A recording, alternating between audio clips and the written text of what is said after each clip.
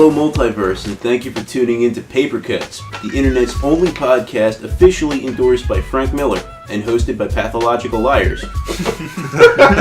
I am your master of ceremonies for this episode, James Manderson, and joining me, as always, is the mathematical challenger, Matthew Chang. Holy God. The mercurial marksman, Mark Mercury. The brash cannibal, Brando Castro. You're killing me. The dangerous jack-off, Dan Jackman.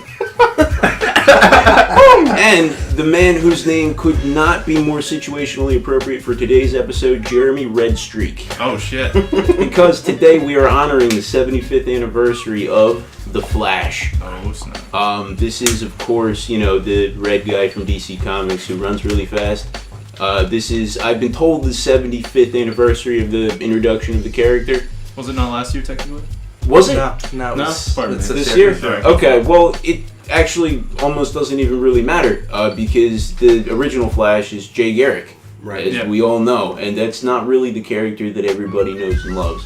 So here we go. It's going to get interesting. Jay Garrick's 75th anniversary. It's the Flash. It's just the whole concept of the Flash is 75 There's this guy years that old. runs fast with a lightning bolt. Right. He's the Flash. Red costume. And there's 70 million of them, and the continuity is confusing and really fun and strange, and welcome to DC Comics, So, here we go.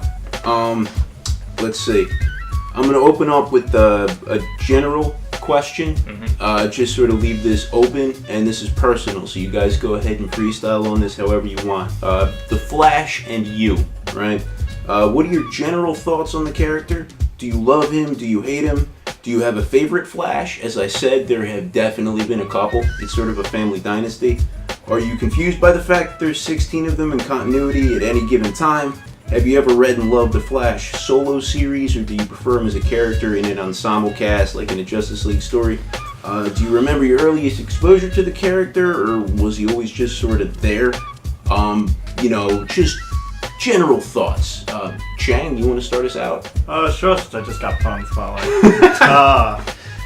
Probably my first introduction to DC in general was the Justice League cartoon series. And so Wally West would definitely be my favorite Flash. Going off on the question about solo runs, I have not read any of them, nor have I checked out anything with the new Wally West actually. Yeah. But for me, Wally West was always just a perfect Flash. Like, there was nothing better than a red streakster who could run super fast, and his mouth was just as fast. He was always quick with the one-liners, just always out there, always just doing his own thing, basically.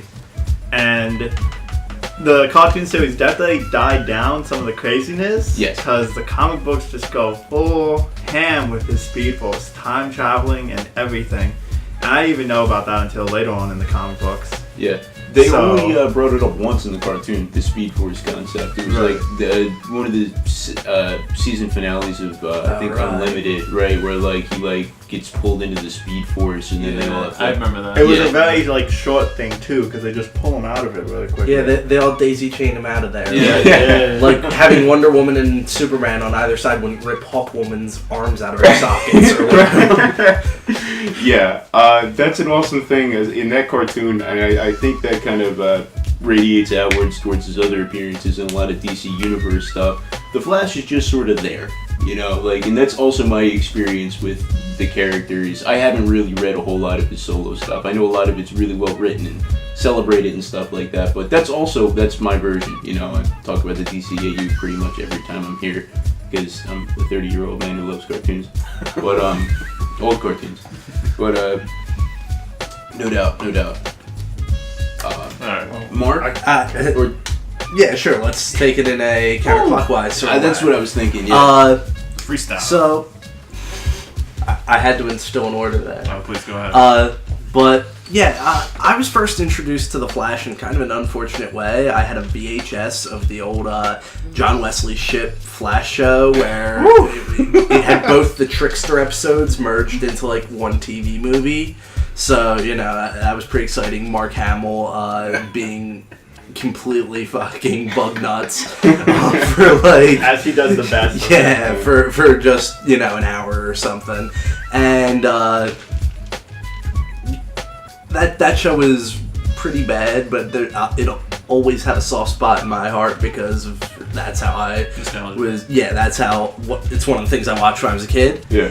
And maybe because of that, Barry was the Flash that I was most introduced to. Like I've read all the old Silver Age Flash. That's pretty much the only large run of Flash I've run. All those John Broome, Carmine Infantino stories, they were really classic. I like the stories because they just really went on about going in depth plot wise about either time travel or dimension hopping. Yeah. It was always one of those two things, or some weirdo with a crazy weapon. None of his villains have superpowers. They're just, oh, I invented an ice gun. Oh, I own a flamethrower, because that was never very science fiction-y. What about Mirror Master? Yeah, I was about to ask. Does he have a gadget, or does his gadget give him access to the mirror dimension? Yeah, he has a gadget that gives him access to something, but Okay. it's still just gadgets. Okay. Abracadabra doesn't do actual magic. He just has very advanced gadgets. Reverse Flash isn't actually fast. His costume is. Okay. So, I thought he took a drug for that. But Now, I could here's be where wrong. things get interesting. There are like 6 Reverse Flashes. Right. Okay. There's a lot of them, and they Well, they refer to each of them with a different name. There was Professor Zoom. there's a couple Zooms. yeah. Okay. Just guys named Zoom. There's the one with the Yes. Z and the umlaut and the M. Yeah. No, I'm talking original Reverse Flash just because Silver Age was really the only long stretch of Flash that I've read. And all those are great. The covers reaching out like, no, stop, you must read this issue. Yes. Or I hang up my cows, Flash forever. I love all that crap. And, They were incredible with those, especially the Flash. I think Yeah. the Flash, and I'll touch on this a couple times, is the character who's like the Silver Ageiest. Like even in modern stuff, they can't rip the Silver Age stuff away from the character. Right. It's It's- too important and too loved. Yeah. Even when they got onto like Wally and stuff, it was all about the heritage that he had as Kid Flash for Barry during the Silver Age. That said, I don't think Barry's my favorite Flash, because my favorite part of the old Flash comics was always when he would go to Earth 2 and meet the other Flash. I don't like Jay Garrick that much of it as a character, but for some reason the stories with 2 Flashes were always more exciting than the stories with 1. Okay. And so I'm not sure if I'd say Barry's my favorite. He's a little boring, but that's who I was introduced to it through, but I had the most fun specifically in the issues with Jay. So you liked his stories, not necessarily the character. Yes, even though he was exactly. starring in them and stuff Yeah. like that. But I got you. And Yeah. I think that's a definite DC Marvel split. In the 60s, DC didn't really try and do character studies like, Marvel would do with The Thing or Peter Parker or something. They were trying to tell weird, far-out plot lines. Yeah.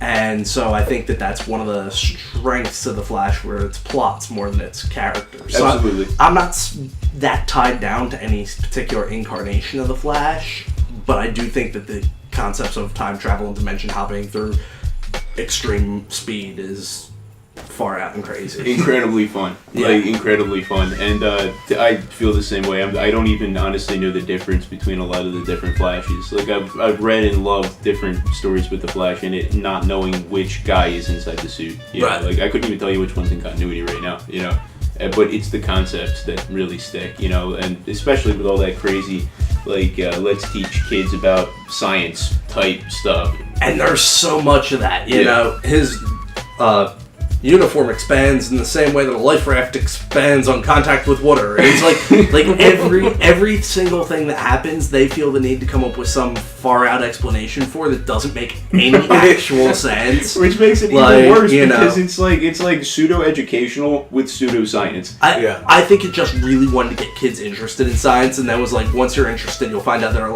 lot of boring equations that make all of this completely fucking impossible. That also Like- leads to real science though, because recently I actually read an article. I can't remember exactly what it's from, but like they're making expanding suits now.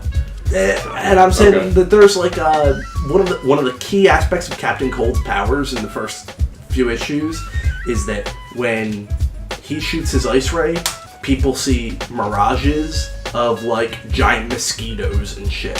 Oh. And it's like, they took the idea that sometimes people in extremely cold places like the Arctic will have like a slight mirage of something, and turned it into, you'll just start seeing some giant bugs if a guy with an ice ray comes at you. That's crazy.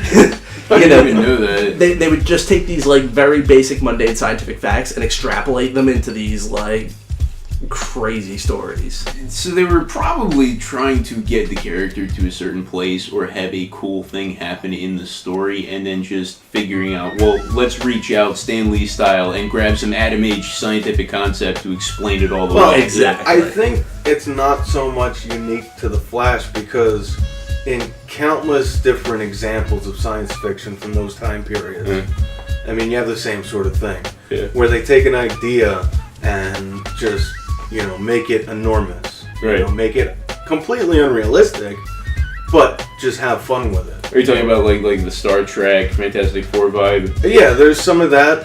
Doctor Who did it an awful lot back in those days.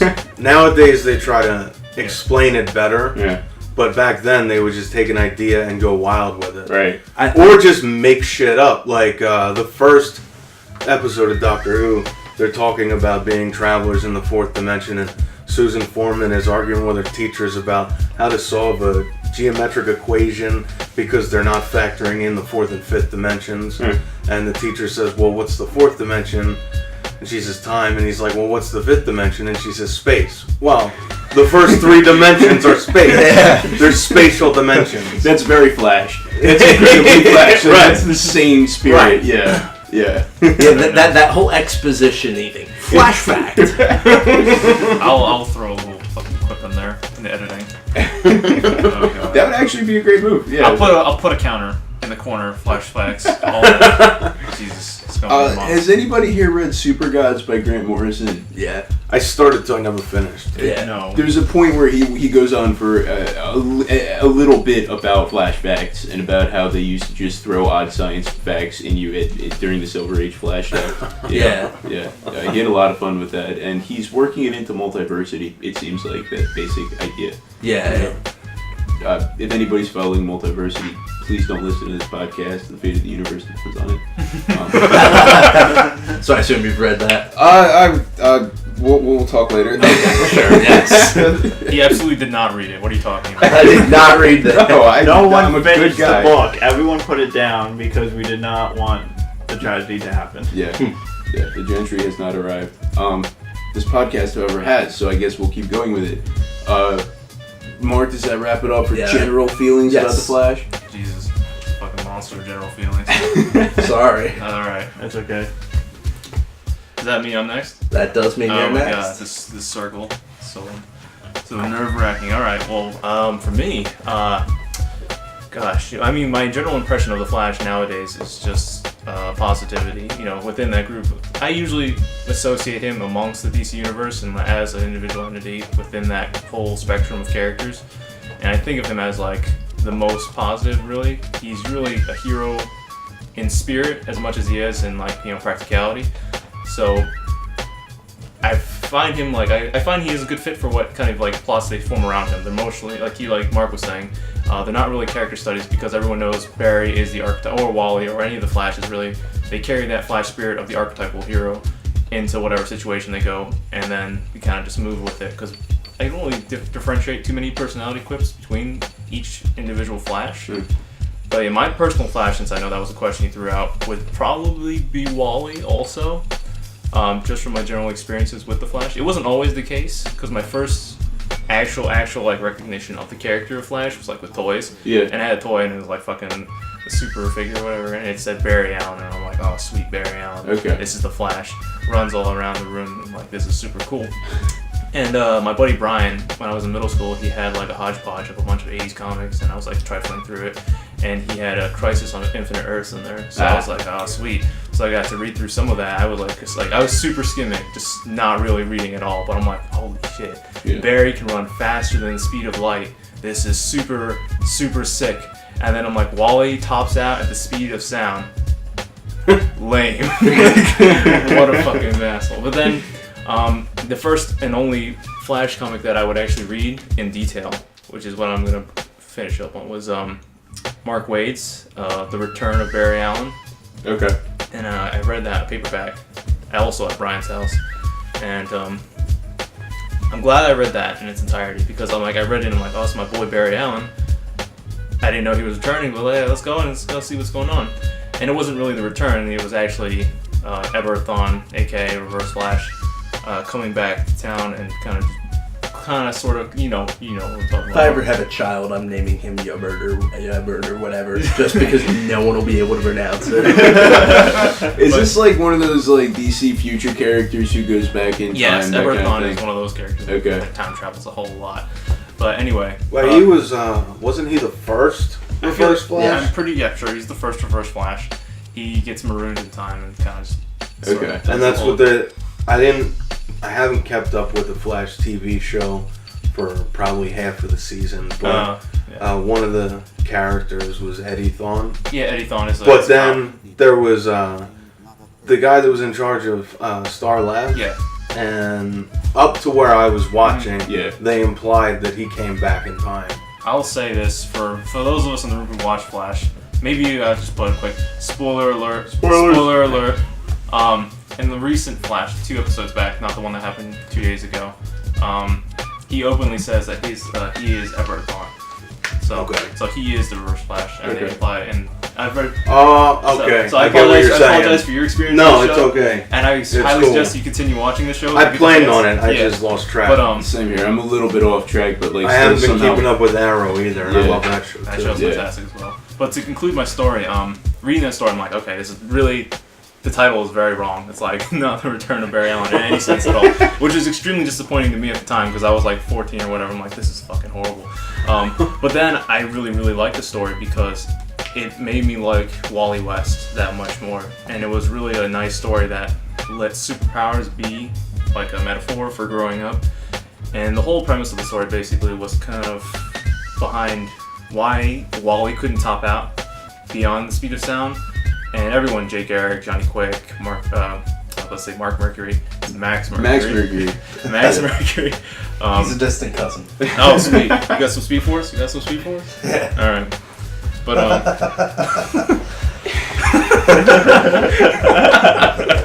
anyway. Yeah, they all help him realize that he can't top out at light speed. He can't go as fast as Barry because, he's like fighting the Speed Force inside him. He's afraid to replace Barry, and he's afraid to make him just become a memory or something along those lines, basically. And Eberhard Thawne is like, if you won't be Flash, I'll be Flash. You know, because he can already run at the speed of light.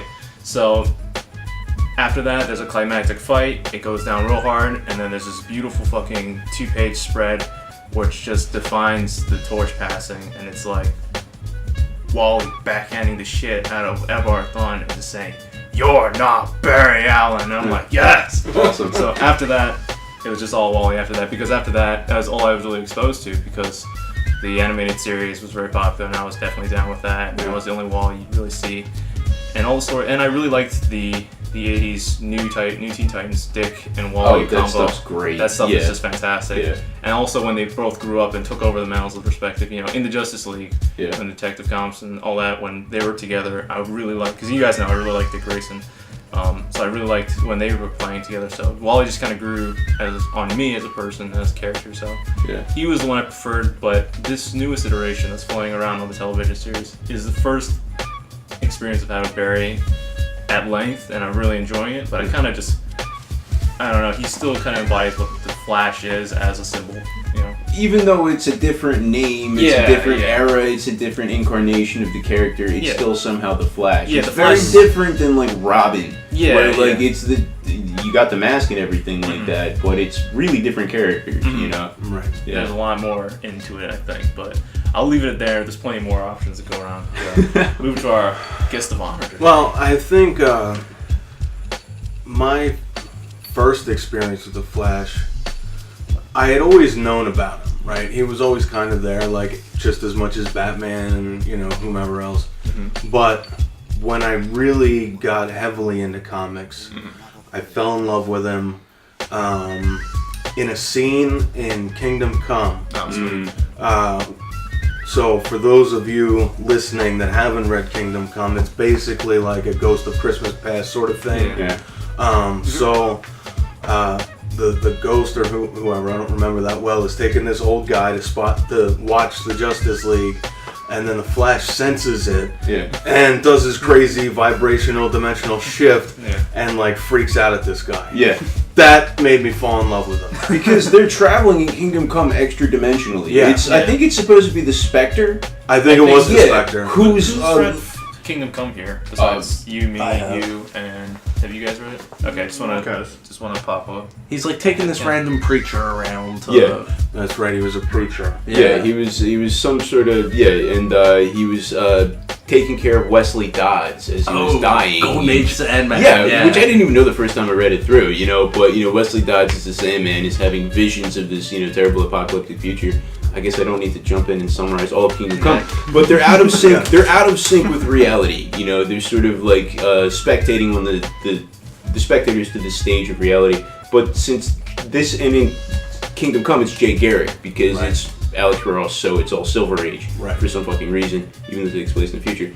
But he has the Flash himself has just become like this angel of the Speed Force, who isn't even ever being a human being. He's just traveling constantly. To me, it was, it seemed inspired by Hindu or Buddhist mythology, the way they treat saints and gurus as being a complete incarnation of the divine. There you go.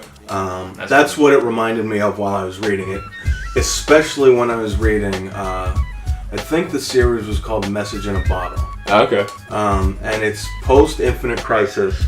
So the Speed Force was manifest entirely inside of Bart Allen. But nobody knew it. None of the Flashes were able to run fast at all anymore, and they couldn't figure out why. And then eventually it comes out that, it was solely inside of Bart Allen. And he didn't want to believe it. It was like this whole coming of age thing because he was a kid Flash. And now he had to grow up and take on the mantle of the Flash. So it was this whole coming of age enlightenment thing for him. And then I never finished the whole story, but obviously he gets back in tune with it, figures out what to do, and starts running fast again. Yeah. But that was a great story. It's a cool concept, too. That's when they start playing around with the Speed Force. And we'll get into Mythology and the Flash. But the idea of the Speed Force is being sort of a fundamental force of nature, like gravity or electromagnetism, and also sort of a dimension, and also sort of a divine being of some sort that you could be the avatar of, you could be the incarnation of hope. That's the aspect of it that I like the most. No doubt. That's an excellent answer. I mean, I see a lot of spiritual stuff throughout all of, the Justice League. I see it most, for me personally, I relate it most to Superman, the Flash, and the Green Lantern.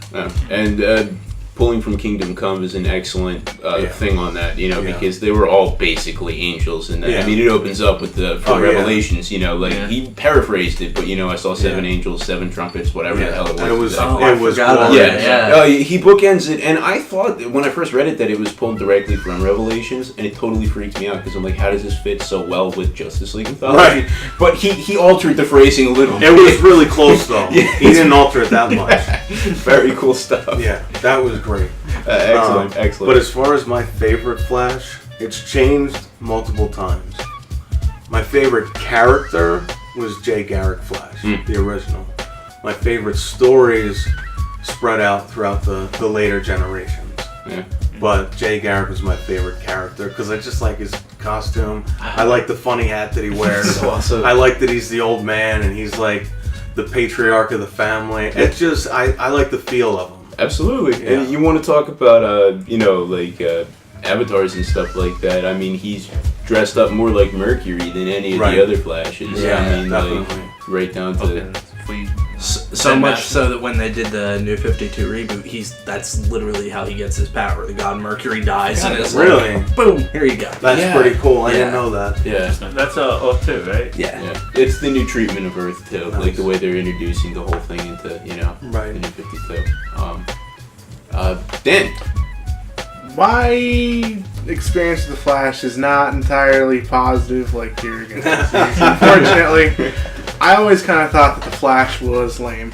my first experiences were, like most of you guys, through Wally West. And at that point in time, I had no idea that there were multiple Flashes. I'm just like, oh, it's the red guy. What can he do? He can run through shit. And then, like, over time, I started to realize he had other cool powers where he could, like, vibrate through shit. And it slowly dawned on me over time that the things that I like about the Flash are normally not about the Flash. They're about his villains, mostly. And He's Batman syndrome. yeah, in the way he definitely... He really does have a good road gallery. Excellent. He's, like... Reverse Flash, of course, like the original Professor Zoom, I think he is an awesome character. I like him more than the actual Flash himself. Yeah, the fact that he is such a big Flash fan that he comes back in the past and then tries to go and impersonate him for a while. Like, this fucking craziness. He gets plastic surgery, right, to make himself resemble the Flash perfectly, and then gets stranded in time a little bit ahead of the time when the Flash died, if I'm not mistaken. Yeah. Something like that. So then he can, like, keep on holding the torch, and then he goes, like, fucking mental. Yeah, like, all of the mythos around, like, the Flash City and, you know, all of his rogues gallery is what interests me the most. For me, Wally West, as he was portrayed in the DCAU, always kind of reminded me of what if Spider-Man could run fast. Okay. It always reminded me of, like, 90s Spider-Man TV show with the way he was, like, the fast talker. And I'm like, oh, yeah, it's fucking Peter Parker running. That's great. Without a doubt. Yeah, definitely. Definitely the comic relief character, especially in that, you know. Both real red costumes, I guess. Hey, that's true. That's true. Yeah. And when Spider-Man jumps into, like, the Avengers and it's a big ensemble cast, that's definitely what he does, you know. And I think in the Justice League, depending on the version, either the Flash or the Green Lantern has to be the comic relief, and they chose to use the Jon Stewart version of Green Lantern. Yeah. So he's not the very most comical, serious. man. Yeah, he's definitely the most serious of the Green Lanterns. Like, if they'd used the Kyle Rayner version or the Hal Jordan version, he could have been, or definitely Guy. Right. Yeah, they could have, you know, made him more the comic relief, but with Jon Stewart, that wasn't really an option. So Flash was their guy. No doubt. I started to really enjoy the Flash eventually, especially when Young Justice appeared. I really like Kid Flash a lot in that show, which is, of course, Wally, who I spent all this time shitting on. I especially love, you know, when they gather up with the family, and they do have, you know, Jay Garrick, who's kind of like honorary there, and like all the Flashes get together at Impulse, and it was really, really cool. Eventually, over time, I found myself really enjoying classic Jay Garrick Flash. I really liked his visuals. You guys are talking about Kingdom Come. Alex Ross is a fucking master in the way he portrays the Flash, how it was like tight against his body. You see this like just old fucking man, but this dude's built like a brick shithouse, and I really love the way that he actually looks. If I'm gonna go with my ultimate favorite Flash at this point in time, it would probably have to be, as you guys were saying earlier, the Earth 2 Jason Garrick. I really like him a lot. And that's the most contemporary iteration of Jay Garrick. Yeah, right. He's definitely a really cool character. I do like how they gave him his powers bestowed on him by the Greek gods. It was breath of fresh air. I really enjoyed that. It's kind of similar to Captain Marvel. Yes. He gets his from the Greek gods too. Yes. Yeah. Well, through Shazam, the wizard, but it's still the Greek gods. Still where it's coming from, yeah. But Captain Marvel, one of his powers is the speed of Mercury. Yeah. Right, so he has all of them. That's just one of his letters. Yeah. Flash really got screwed there. One of the things I just wanted to bring up real quick, because I noticed the commonality between what we were all saying. Like, you know, you were talking about Bart and you were talking about Wally, and they both kind of took up the mantle after being Kid Flash for a while, so they were like pretty young when they did it. And it occurs to me in both versions of the Earth 2 Flash that there have been, he was a college student when he got his powers, and Barry was the oldest, but even he's supposed to be fairly young. He's supposed to be a guy in his 20s, you know. Right, he was. Him and all his friends are supposed to be. He was a forensic scientist. Yeah, they're supposed to be young people. Something about the Flash character requires him to be youthful. Okay. When they start getting older, they phased them out as the primary Flash and bring in a new guy who's young, because there's something about speed, I think, that implies youth, and, you know, I think that's the reason that even though Jay Garrick has been around for years, he's never been the main Flash after about 1951, you know? Jay Garrick has been much more important as a bring-em-back character than he ever was originally in his own era. And they do touch on the fact that being older, he can't quite keep up with the younger versions. I mean, I'm sorry, one more nervous bit there, but something that I really liked is I read one Golden Age story that they had in the Showcase Presents, and they discuss his speed in that, and he goes faster than the speed of sound, which in 1940 is some far out shit, you know? But by 1947, Chuck Yeager had broke the sound barrier, and all of a sudden it wasn't so, like, science fiction anymore. Right. And so by the time Barry Allen came out in 56, he could run at the speed of light. Right. So I do think it's kind of cool the way to see that with the changing times, with humanity literally getting faster, they had to make the Flash faster to make him seem relevant. Right. Flash facts, folks. Yes. Flashbacks. I guess that stays true with today, how, you know, the speed of light isn't as relevant anymore. That they go and make him faster than dimensions. And crossing dimensions, crossing time. That reminds me of a couple events that really pissed me off in the DC universe. Alright, so we have the Flash, who basically runs faster than, like, time, or faster than the speed of thought, right? Yeah. And he races Superman. And they make sure that Superman's rules is he has to run on the ground all the time. I remember that. The one series they did that was Superman won, another one the Flash won, and another one they tied. The Flash wouldn't fucking lose, okay? And he can basically use his speed to teleport through dimensions. He can move faster than Superman. Actually, that's one of the things they bring that up. Yeah. Really? The Flash, every one of those events are for charity. So every one of those events, the Flash is holding back. Oh. To make it exciting. I didn't realize that. In Flash And now I Rebirth, sound like a jerk. No, How can you possibly know 75 everything years about of Flash. No, I do know which one you're talking about, where they have, like, Superman's trying to capture the Flash because it turns out he's Black Flash and everything he touches dies. And Superman's trying to catch him, and he's like, you know I'll catch you, Barry, because he's always super confident. It's like his 28th superpower, super confidence. And Barry's like, every one of those races, Clark, I was holding back, and just, like, leaves him in the dust. That's awesome. I mean, to be fair, this is an issue, and not so much an issue, but a factor in superhero comics, especially DC guys, is flash fact. I believe on the internet they call it power creep, right? Where various characters, their powers are more or less powerful at given times. You know, like in the Richard Donner Superman movies, Superman does something to time, like he flies around Earth like 10 billion times and rewinds the movie so that Lois comes up out of the thing. You know, it's challenging. You know, I guess. Dan, does that wrap it up for you? Yeah, pretty much. Okay, all right. Well, we've already partially jumped into my next topic in a couple of different ways, which is a good thing. Next thing I wanted to ask you guys about is the Flash mythology. And you can take that both literally in the sense of how does the Flash connect with mythology, or just the mythos of the Flash character with the Rogues Gallery and the gadgets and stuff like that. I think this is one of the ripest points of exploitation for discussion. The Flash does have a badass Rogues Gallery, awesome gadgets like the Cosmic Treadmill, you got the Flash Museum, he connects with some really heady and interesting shit like the Speed Force, and serves as an anchor point for some of the legacy element of DC Comics that we touch on from time to time. You know, like we brought up Jay Garrick and there being a dynasty, sort of a family vibe to the entire thing. The Flash is, there's a Flash element to almost every major DC event ever. Stretching from the 60s JLA, JSA crossover stories. I think it's the first one was Flash 123. In Volume 1, the Silver Age was the birth of the multiverse, when the Silver Age Flash meets with the Golden Age Flash and learns about Earth 1, Earth 2, which basically creates the entire DC multiverse and, you know, all that stuff. Up to the Flash's death in the original Crisis series in the early 80s, all the way up to the wonderful Flashpoint miniseries, which we all know led to the current New 52 status quo.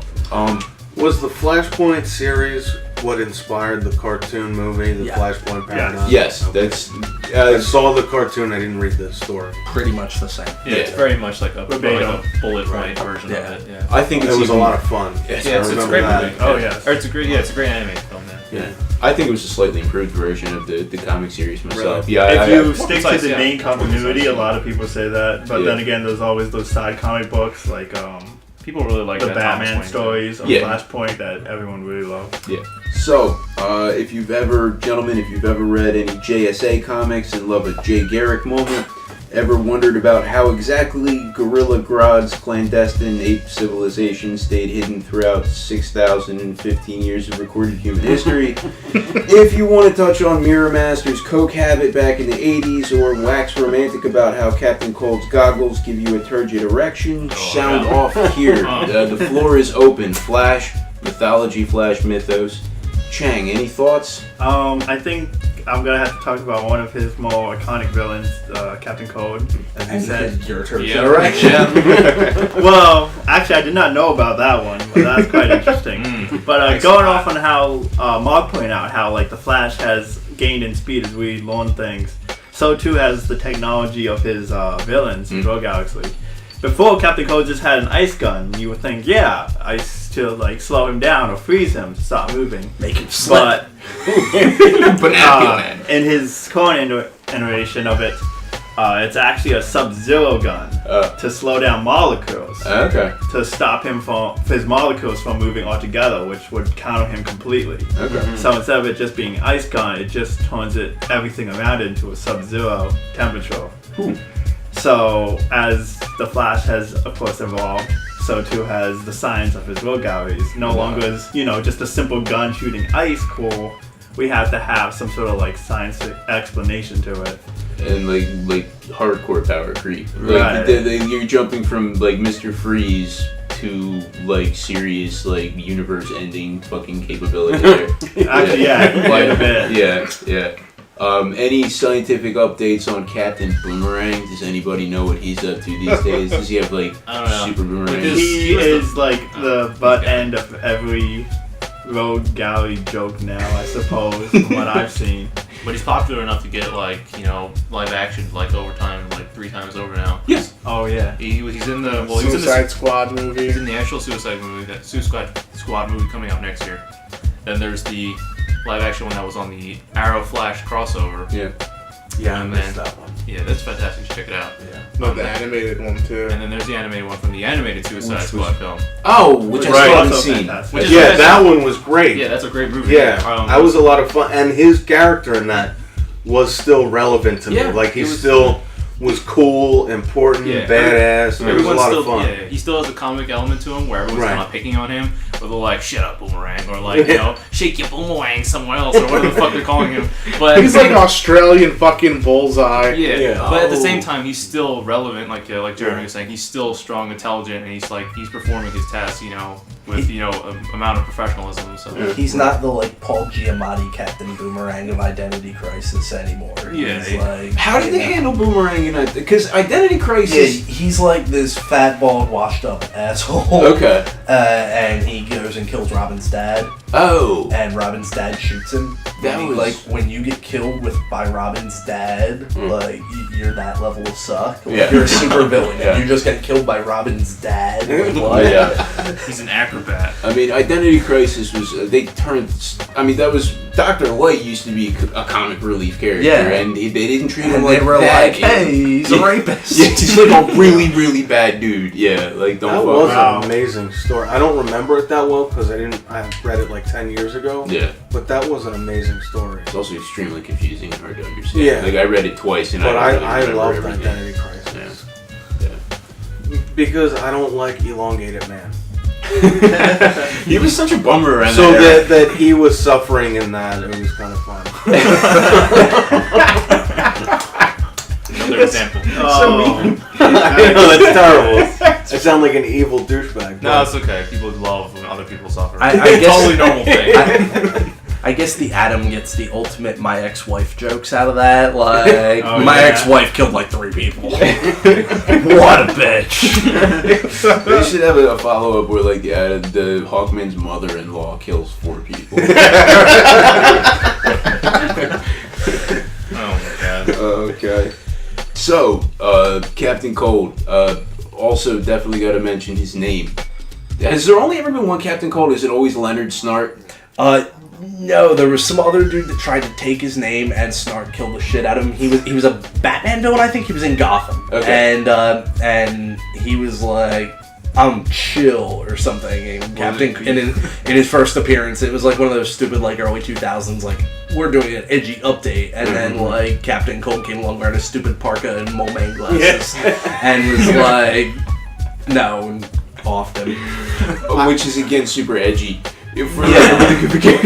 I think I like those villains, the Flash's villains, more when it's like a universe-wide thing. Yeah. There was a series Alex Ross did called Justice.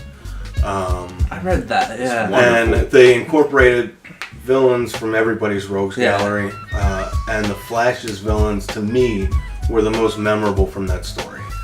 Captain Cold has this weird thing going on where originally he was like complete comic relief. Like his entire motivation was not to get rich, was not to like be evil. His motivation was to get chicks. And basically each issue he was featured in would feature him getting obsessed over like a different like female celebrity coming to Central City, or like Iris West, or just, you know, random girl number 3. Yeah. And then he would go out on a crime spree to impress them, because nothing impresses girls like crime. And specifically ice-themed crime. While wearing a parka and 3D glasses. Like the first fight between him and Heatwave is over a girl. It's like, you know, like so like it's just this odd little bit of his character that somehow got deleted in the later versions when they realized, oh my god, that's stupid as hell. Yeah. It was just like Captain Cold used to be a complete horn dog all the time. No doubt. No It's doubt. not where it come from, because nowadays in 52 he has such a relevant place in the continuity now. Like in the New 52 Justice League, he kind of works for Luthor. Your days a number of And calling it he's New always- 52, friend. Well, that's what it is now. But yeah, he has a very relevant place in the plot now. He's working for Luthor, actually battling alongside the Justice League against, you know, a disease that's kind of like contriving the Earth right now. But yeah, it's a weird way to think about how far it's come. And now he's not, you know, a horn dog, but a planner. Like Okay. they show that in the Flash TV series, but in the comic books as well. He's always scheming, always coming up with another plan, and now he's always portrayed as the leader of the Rogues Gallery. Okay. Yeah, you know what? I think I've read some Rogues Gallery stuff where he was like the top dog. I know Yeah. that the Rogues Gallery, at a certain point, I don't know whose run they fleshed it out in exactly, but they like chilled together. Like they were I like think a that was gang. Jeff Johns. Chill. It seemed. Good, Mom. The Well, Flash. no, because Did you like, just say good one to yourself? He did. You're like, chilled, good one. Didn't everybody enjoy when I made that joke 5 seconds ago? I wasn't pointing to me, but okay, Mark. Sorry, Brad. Dick. Sorry. I'd like to make special mention that the Flash's Rogues Gallery is the only Rogues Gallery that's referred to as the Rogues Gallery. Yes, like, Yeah. that's their name. Like they have like the Rogues Gallery Clubhouse and the Rogues Gallery Graveyard where they honor their own. I've always Really? loved that. Yeah, They yeah, share the have same their own tailor. graveyard. That's pretty cool. yeah. Yeah, they use a dimension warper to like go to like a little hidden place, so like the heroes don't find it. And, yeah, What are it's they gonna really do? To file the dead villain? I don't know. But they do, and they What? go in and meet up at a ball. Just Barry Allen pissing on Sam Skyler's grave, like, you were the original Mirror Master. That says something. The least memorable one. No,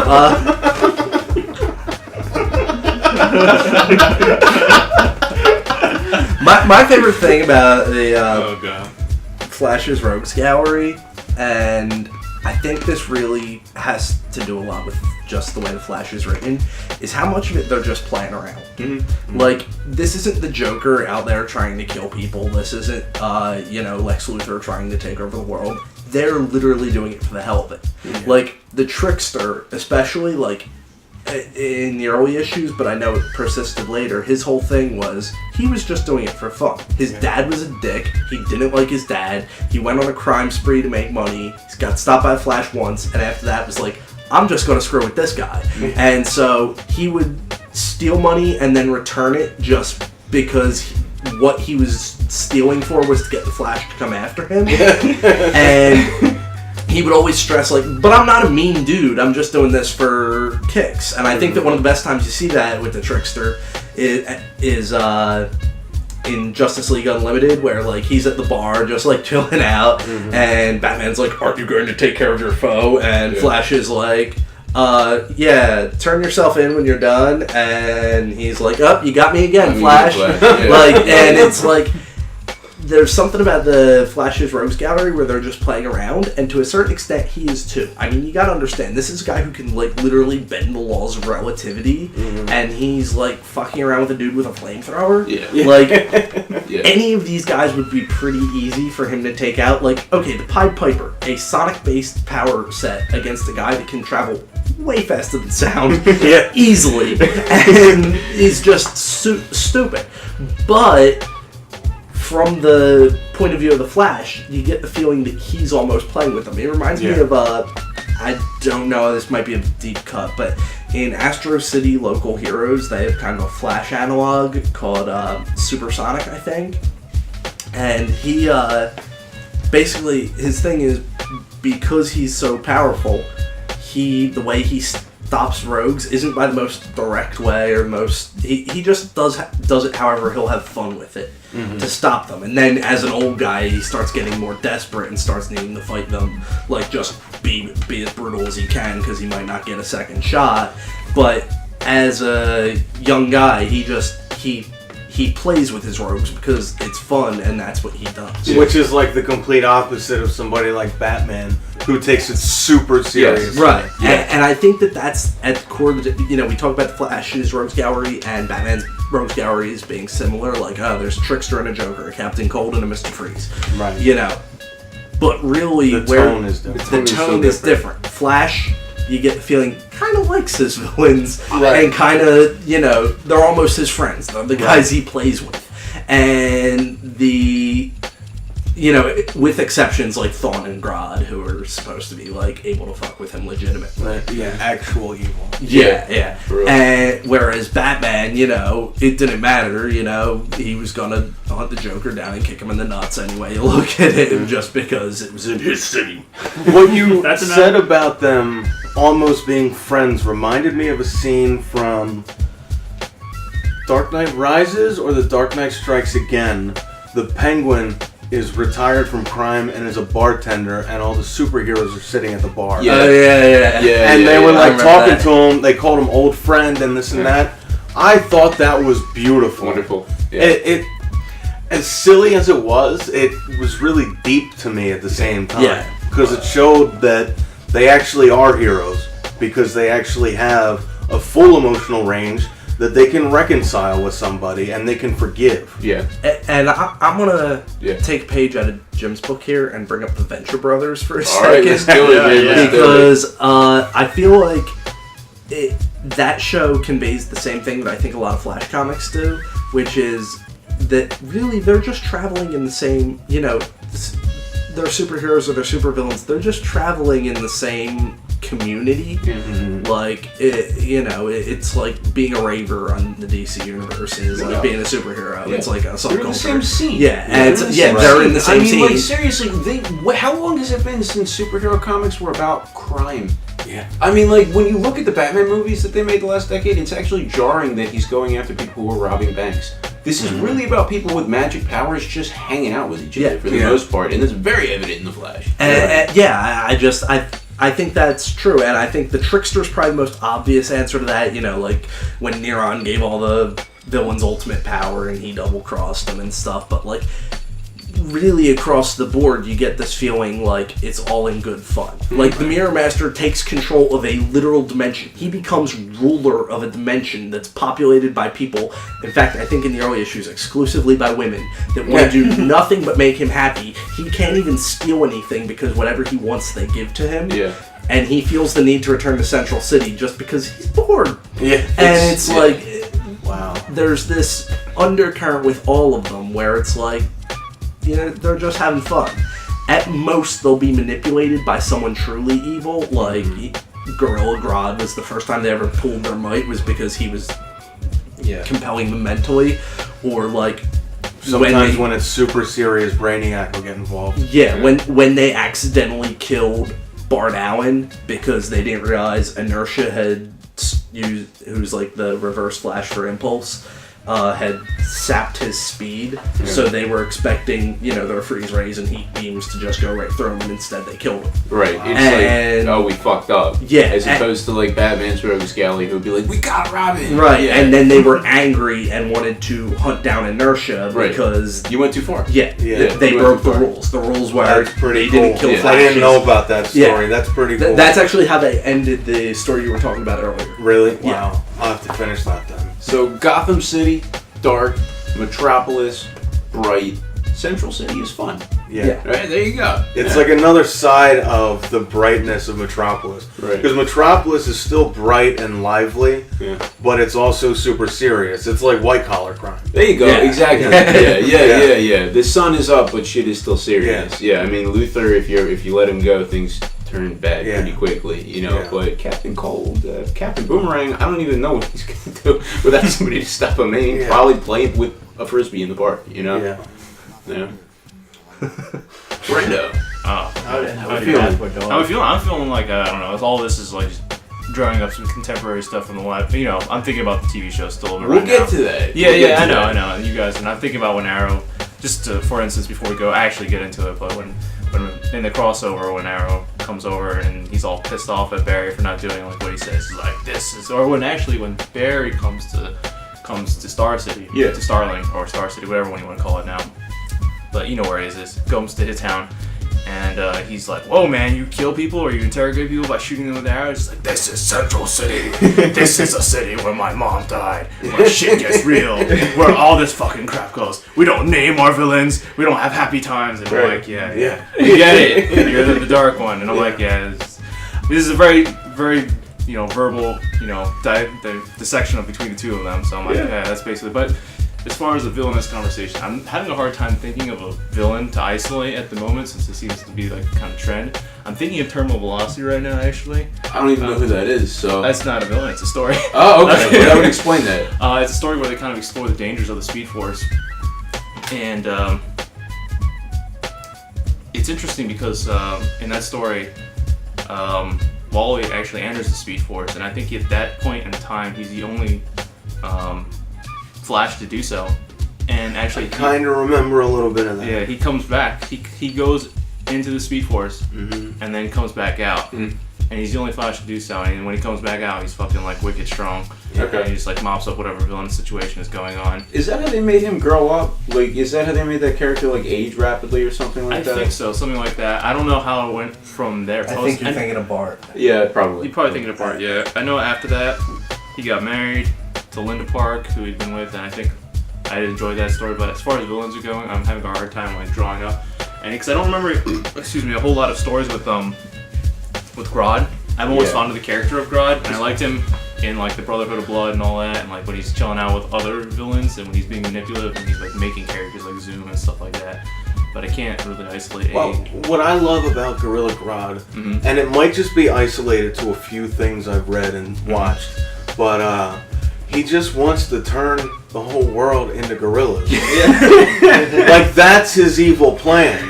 Like, Lex wants to take over, Brainiac wants to bottle Metropolis, the Joker wants to kill everybody.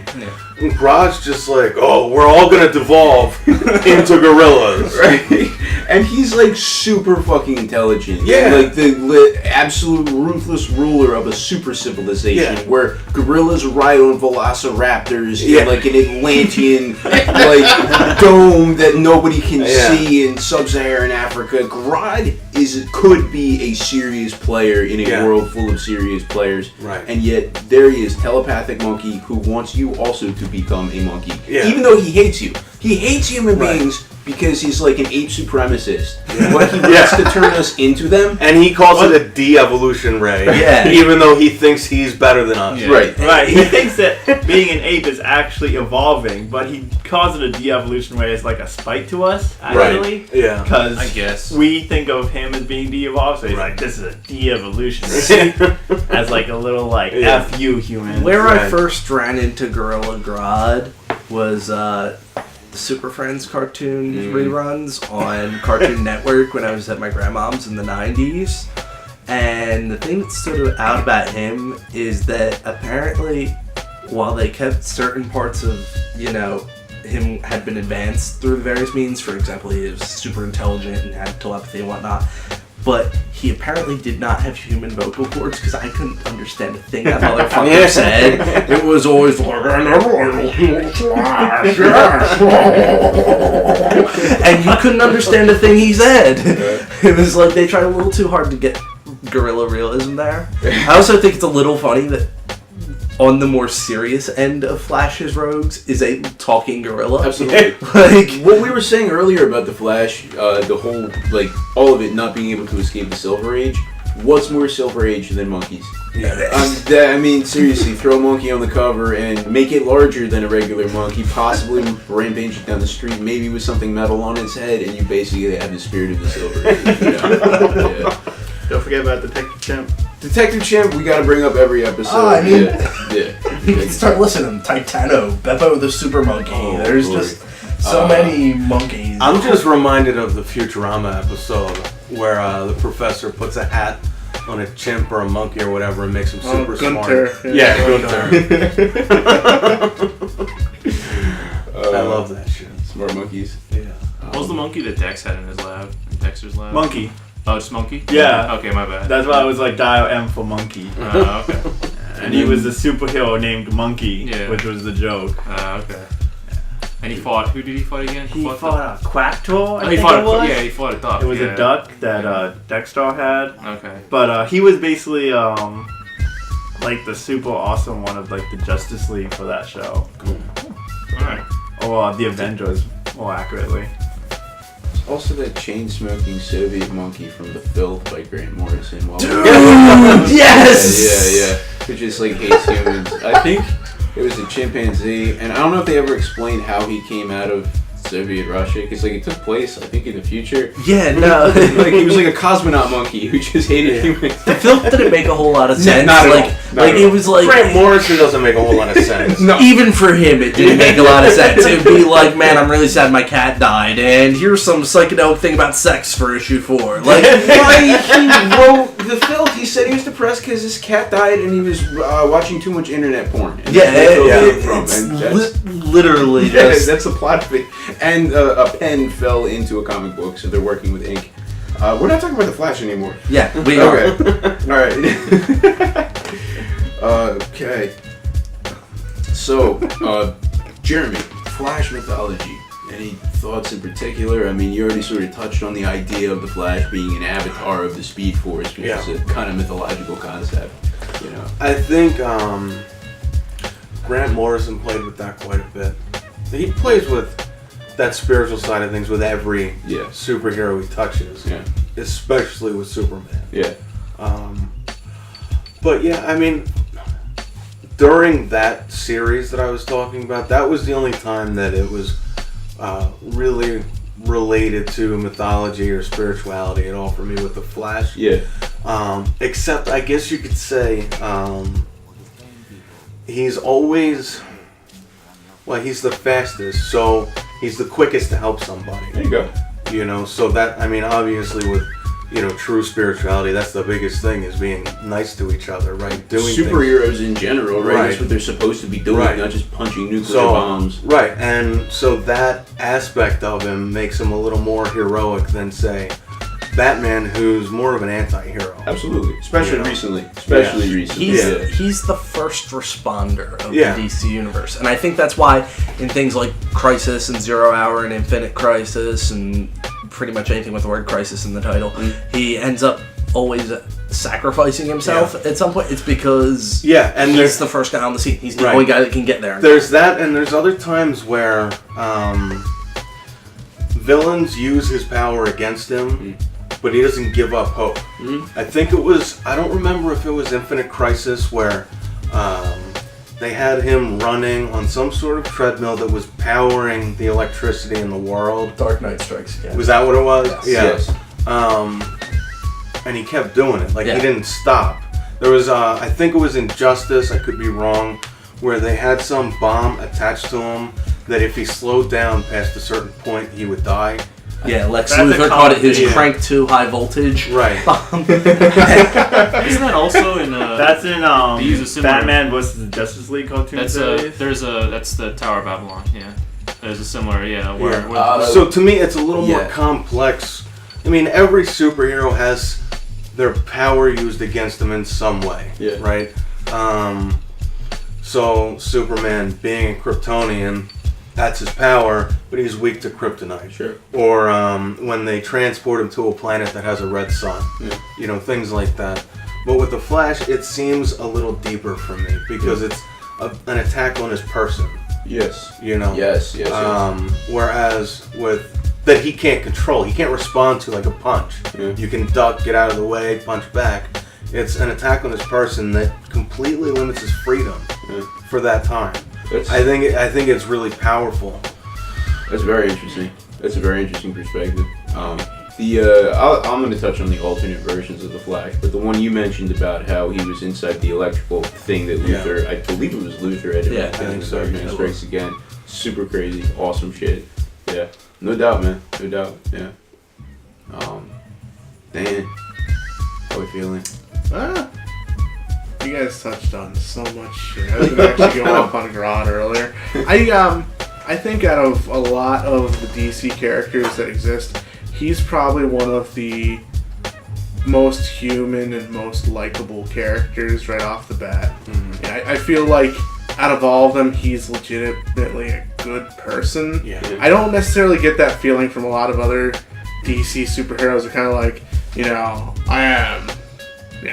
I have these powers, let me go and do my fucking thing. I think the Flash yeah. always seems like he's way more human than everybody else, and that he like legitimately has a good heart to him, and that's what makes it awesome when he's kicked in the nuts, because they really make it a point to kick him in the nuts, especially since he has like a fucking museum dedicated to himself. Yeah. He's got all these statues everywhere, so when they go and they fuck with the city and they destroy all this like Flash memorabilia and stuff, because people love the Flash, Which is why the museum is so cool. It's not like Batman's like little trophy room. It's like the people erected this because they fucking love the guy. You know? They're Like this is our guy. Superman's statue in Metropolis. Yeah. Like he's always around for like social meetings and like town gallons. Like, and here comes the Flash, and everyone's always cheering and everything for him. You know, he's like icon of the city. I think that's an interesting point, that outside of maybe Superman, he's in universe supposed to be one of the more popular ones. I just finished reading James Robinson's Starman, and I highly recommend it, and it's like the best comic ever. But I've only said that about 100 comics.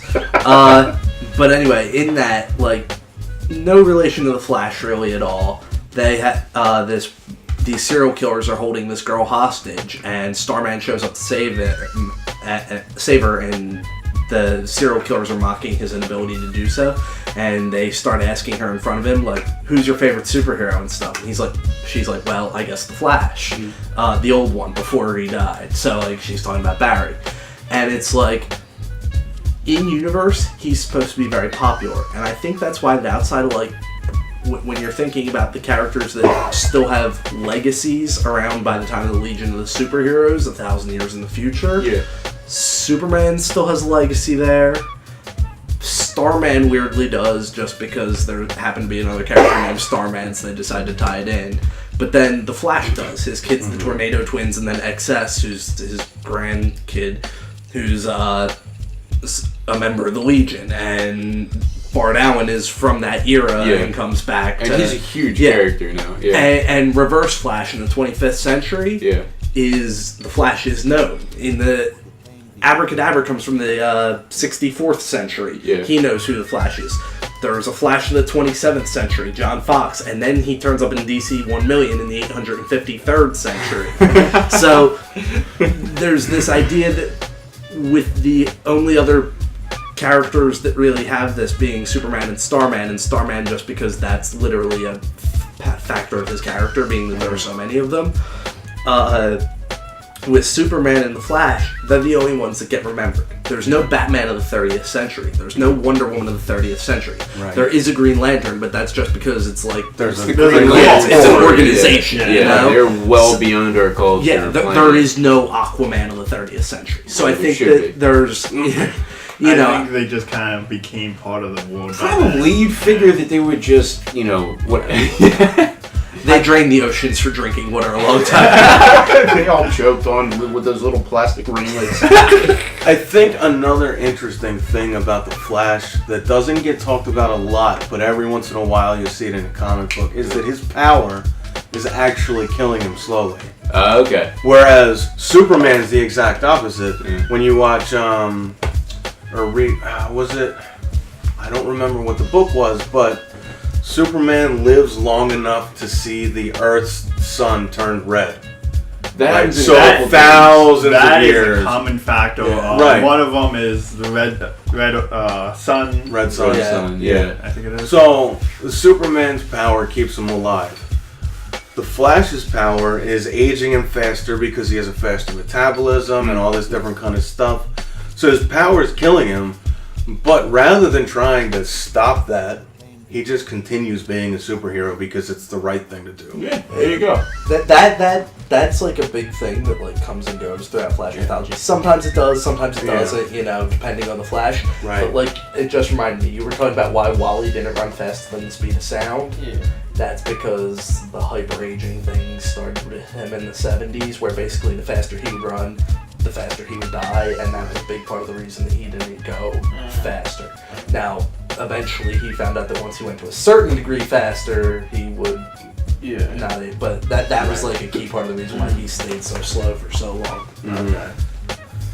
So I think that's something that adds to his character, as Dan was saying, that the Flash seems like a good person. Yeah. Everybody else is a hero. He seems like a good person. I think you could almost say that everybody else flies in the sky and the Flash runs on the ground. You know what I mean? Like he's down here. I like that. Yeah. Especially in the DC universe. I think that's less common. It's hard to make broad generalizations, but Marvel's heroes have a tendency to be, as everybody always says, a little bit more relatable, a little bit more street level, and DC characters have a tendency to be a lot more godlike. Yeah, I don't want my heroes relatable. I want them to be godlike, to give us something to strive towards, like Grant Morrison talks about. I'm with you. I want our world to be more like theirs, and their world to be, rather than trying to make their world more like ours. But I think going off on the Flash being a generally good guy, it's like a lot of times too, whenever they do like major crossovers, you'll see like a lot of heroes get left out here and there, but there's always a Flash there, and when shit really hits the fan, there's always the Flash family there. Yes. Right. Like, Yeah. everyone comes out of retirement or from wherever they are. It doesn't matter. They all come racing and come and help. Even like kind of recently, I think there's like some crazy ass shit going on. People that died years ago, instead of actually dying, what they found out is that Flashes just go evaporate into the Speed Force, kind of like the regular Force, and like 3 Flashes come out of the fucking Speed Force and go and drag, like I think Black Flash away or some shit. They've That's done some crazy shit. They played with that Like how in you a said, couple different like the things. Speed Force, just like the regular Force. I'm like, okay, like that regular Force that grabs The us. real Force. Yeah. No doubt. I think it was Jim mentioned earlier that, the Flash, when we were talking about how it's a different character each time, but you can pick up a Flash book and say, oh, that's the Flash. Yeah. It doesn't feel much different most of the time. It kind of reminds me of the opposite of Doctor Who, right? Because the Doctor is always the Doctor, but he has a completely different personality every incarnation. Yeah. Right. That That's occurred a to me, very and I interesting kind of thought that was counterpoint. cool. Yeah. Especially relevant because this is 75 of the Flash and 10 years of the most recent. Of the most incarnation. recent There you Doctor, go. yeah. There you go. Yeah, it's pretty cool. 2 very long-running pop culture dynasties that started to peak around the same time too. Yeah, I mean, I think old so. school Doctor Who Yeah. was definitely, I would definitely say because the Flash is such a good person, when he gets taken down a peg, when Thawne comes and really fucks with him, you really feel for him more. When the city comes and rallies for the Flash, you actually feel a little bit more emotional. It's not like other heroes where they fall and you're personally like, okay, well, hopefully he gets back up. Right. You actually feel like, oh my god, everyone's rooting for you. get the fuck back up. Yeah. Beat this guy. Yeah. And that's what really makes him awesome and inspiring. I think the closest hero that I would relate that with, that I feel the same way about, is the Martian Manhunter. My favorite. He, to me, like you're saying about the Flash, Martian Manhunter feels like a good person. Yeah. He's not showy and flashy like Superman. He's not like a god. I mean, he has powers, similar to that, and he's really badass. Yeah. But when he interacts with people, he's more down to earth and just seems like a good person, like a real person. Yeah. Even though he's a Martian.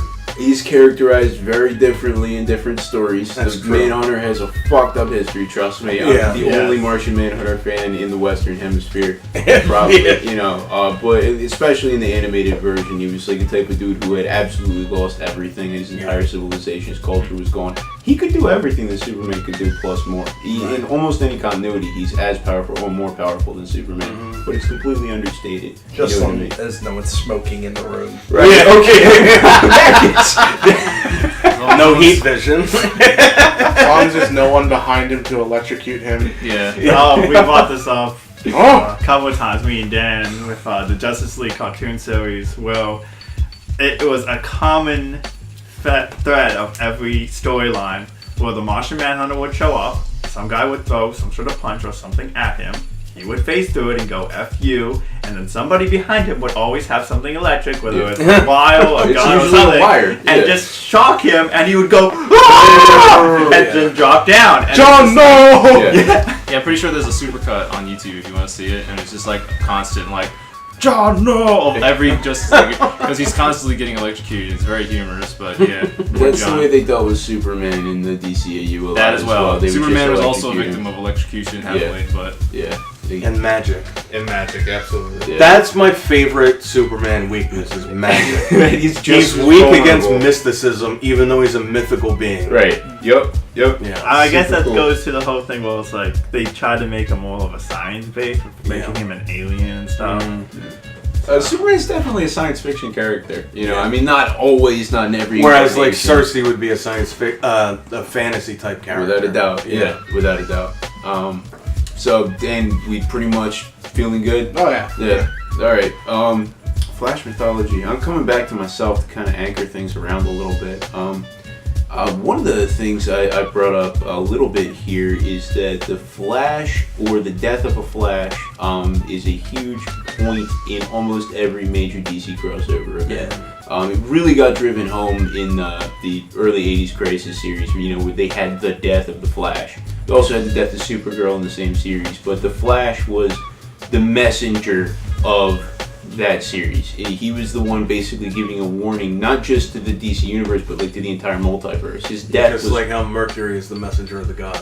you beat me to my point, my friend. Yeah, yes, the Flash is he's the messenger. He's Mercury. He's the person, maybe not intentionally, but he's bringing some sort of omen, or whatever is happening to him is a large resonant event, which I think is interesting, especially when you consider the idea coming from Flash comics of the multiverse being a function of resonance, right? Our universe is vibrating at a slightly different sync than the other universes that are in tandem to ours, right? And the whole thing about the Flash being able to run faster than sound and vibrating, and sound being a vibration and stuff like that. So a lot of really cool stuff to play with there. Totally This, rad, Jim. Break the mode.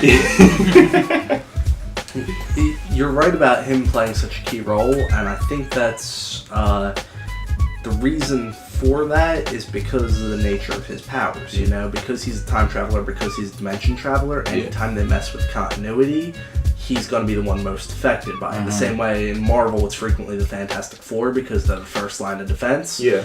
It's the Flash in DC because he's the one most affected by time stuff and dimensional stuff. Now, I don't want to steal your thunder here, but you made a point a few episodes back, I think, about a more meta reason why the Flash is so important to anything that shifts continuity beyond the in-story reason of he's the guy that runs along continuity.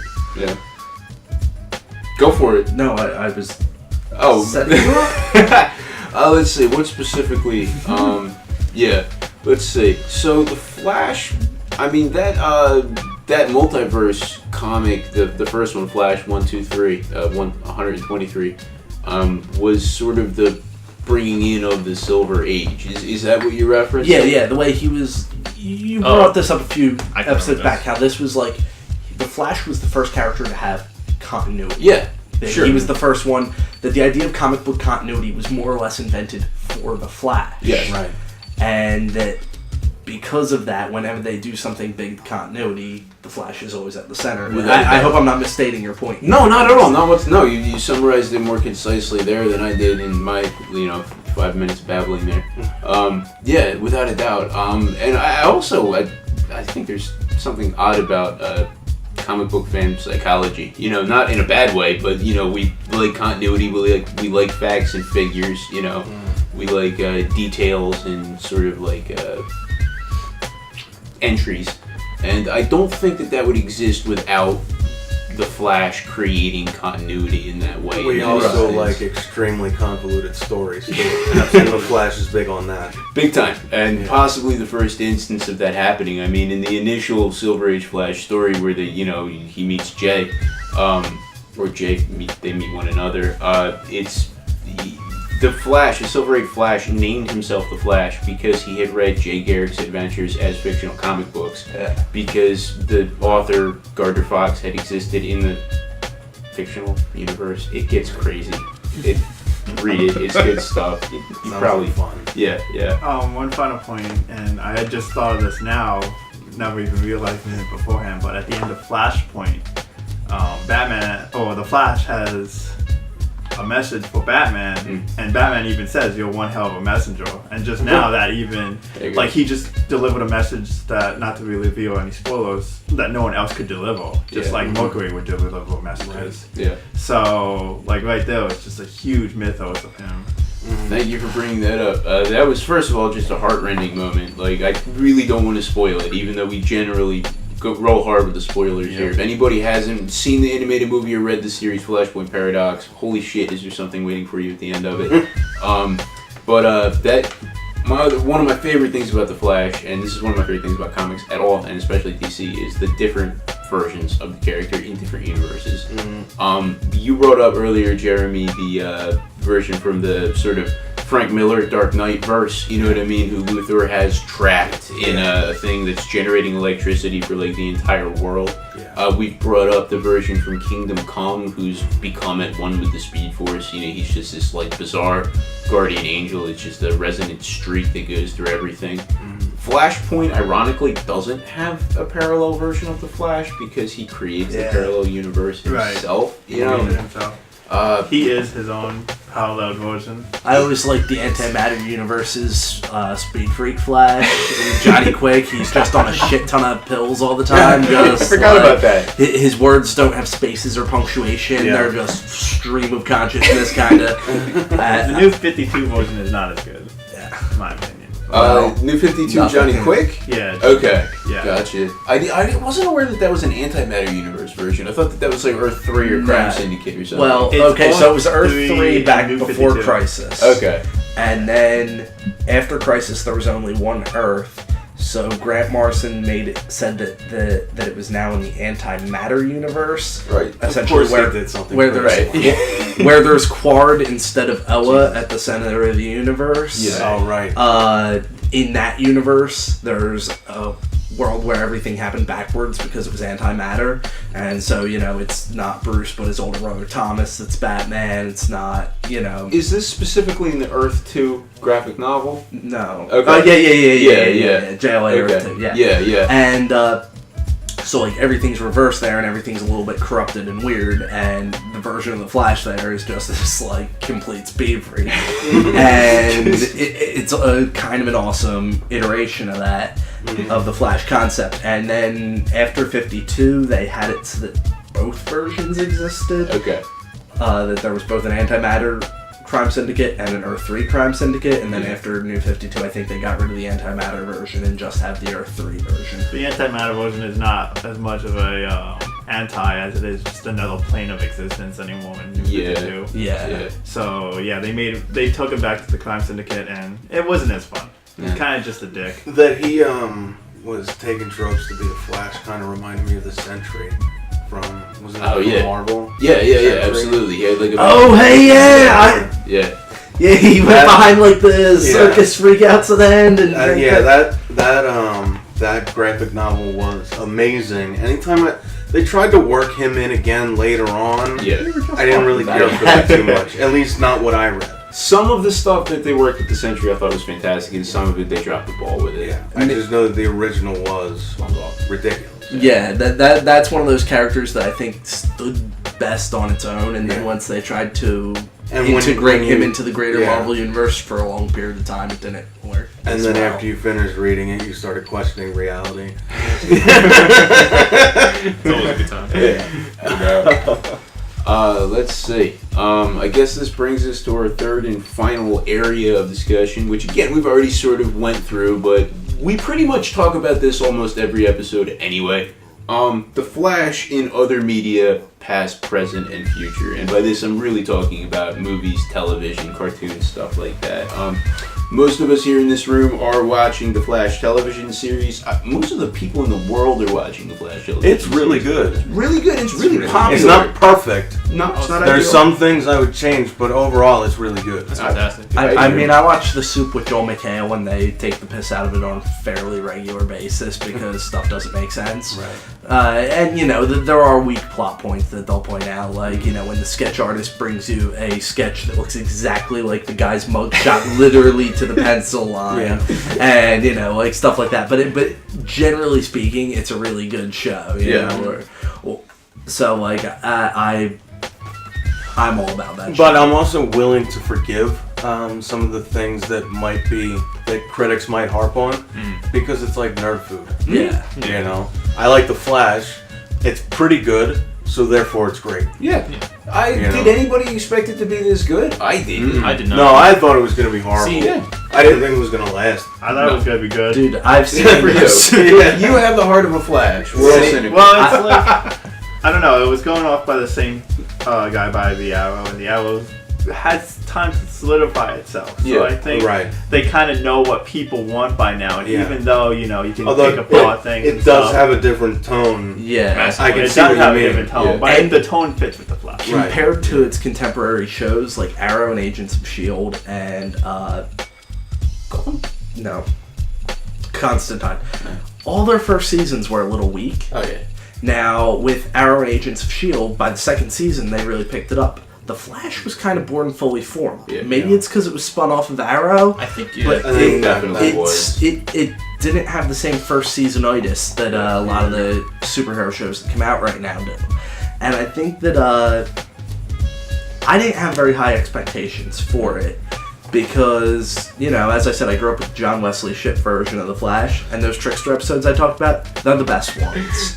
Like, I still haven't watched that. I think, Mark, you might be the only person I've ever met who's actually watched It's on that this show. online streaming website that I use, so I'm going to watch it soon. Which one is it on? Because I've been trying to rewatch it since the new show came out. WatchTVlinks.com. WatchTV. I don't think it's It legit. sounds like Okay. get a virus, So- stop fucking Yeah. around. Yeah. You're not supposed I mean, to it do works it. for me. It works for me. I use my virus scan every time I, go on a binge with it. But Right on. Well, I'll check it out because I do have a certain fondness for the show.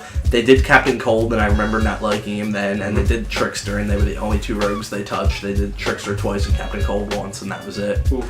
Other than that, he felt like Pike. So And- back then they were probably scared to touch on the real comic booky shit yeah, on TV. and I also think there there was a limit of what they could do realistically within their budget. That makes sense. Yeah. It was an early '90s television show. They can't really do reverse flash and flash fighting, Then things, I remember being 7 and watching the Justice League television movie. It was pretty much Friends applied to the Justice League. How did you get your hands on I that? don't Did think you see I that? Dude, that's on YouTube. You can go see that now. Yeah, but when you were 7. Yeah, it was on Okay, TV. oh man, because most people I know had to track that down to like cons. Like, Yeah, it might Warner have Brothers been buried that. You gotta Yeah. understand, my dad was a big comic book fan, so he... I saw the 94 Fantastic Four on VHS. Wow, So okay. for all I know, I saw it on some VHS he got. Yeah. But it was like really god awful. And then I remember a few years later going back and watching the 1979 Legends of Superheroes show. Oh man. And that was somehow even worse. Yeah, that was really bad. I mean, I didn't think anything could be worse than, Fat Martian Manhunter convincing the Justice League to go and fight the Weather Wizard for him, but it definitely got worse. And so... How about Kyle's mask in that fucking thing? Oh my god. Want to know the funny thing is? That's supposed to be Guy. Oh, is it? Yeah, Okay. and they made him look like Kyle. Okay. I never got that, but that's supposed to be Guy. Yeah. Whatever the case. Now, what show is this? There was a Justice League TV movie in '97. It was a Yeah. pilot for a show that never got made, and they wanted to go. Friends was really popular at the time, so they wanted to give it the vibe Picture of the Friends. dynamic of Friends applied to the Justice League That sounds with horrendous. Flash, Green Lantern, the Atom, Martian Manhunter, Fire, and Ice. Oh my god. Yeah. What about Fucking Superman, amazing. Batman, and Wonder Woman? Too big. They couldn't afford that. No one told you that was gonna be the way. So, really, as of 2013, every Flash we've seen on screen has been a huge disappointment. No doubt. I mean, it must be like how Green Lantern fans still feel. Oh. And I'm gonna be completely honest. That last Green Lantern movie with what's his name? Ryan Reynolds. Ryan Reynolds. I didn't think it was that bad.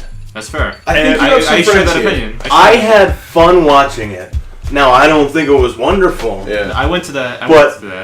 But I think a lot of people were way harder on it than they should have been. The only thing I didn't like was Parallax. Dude, Yeah, I watched yeah. Zardos with Sean Connery earlier that same night, and if I could rewatch one of them now, it would be Zardos. Are you implying that there's anything wrong with Zardoz? No, Zardos is actually a brilliant Okay. movie. Like on an intellectual level, that's a brilliant movie that makes sense on so many levels that loses people because of the sheer 70s-ness of it, but is actually a fucking brilliant movie. Anyway, I think as far as how they depicted Oa and the other Green Lanterns, I think they actually did a reasonable job. I didn't like some, this. that was didn't some like what Ray the Lantern Harryhausen looked like. bullshit, dude. Huh? That was some Ray Harryhausen bullshit. That Hold was on, like, that's what's wrong like with some Ray Jason Harryhausen? the Argonaut. Guys. No, there was nothing wrong with Harryhausen in his time. There was something wrong with Harryhausen in Dude, Jack's 2011. gonna have an embolism in a moment. Guys, this is a discussion for another podcast. Yes, sorry. Alright.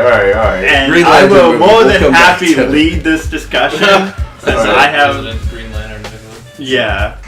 Alright. But what I was on getting at TV. Let's bring it back. was that before the Flash show, I think the people's expectations for the Flash were pretty damn low. Yeah.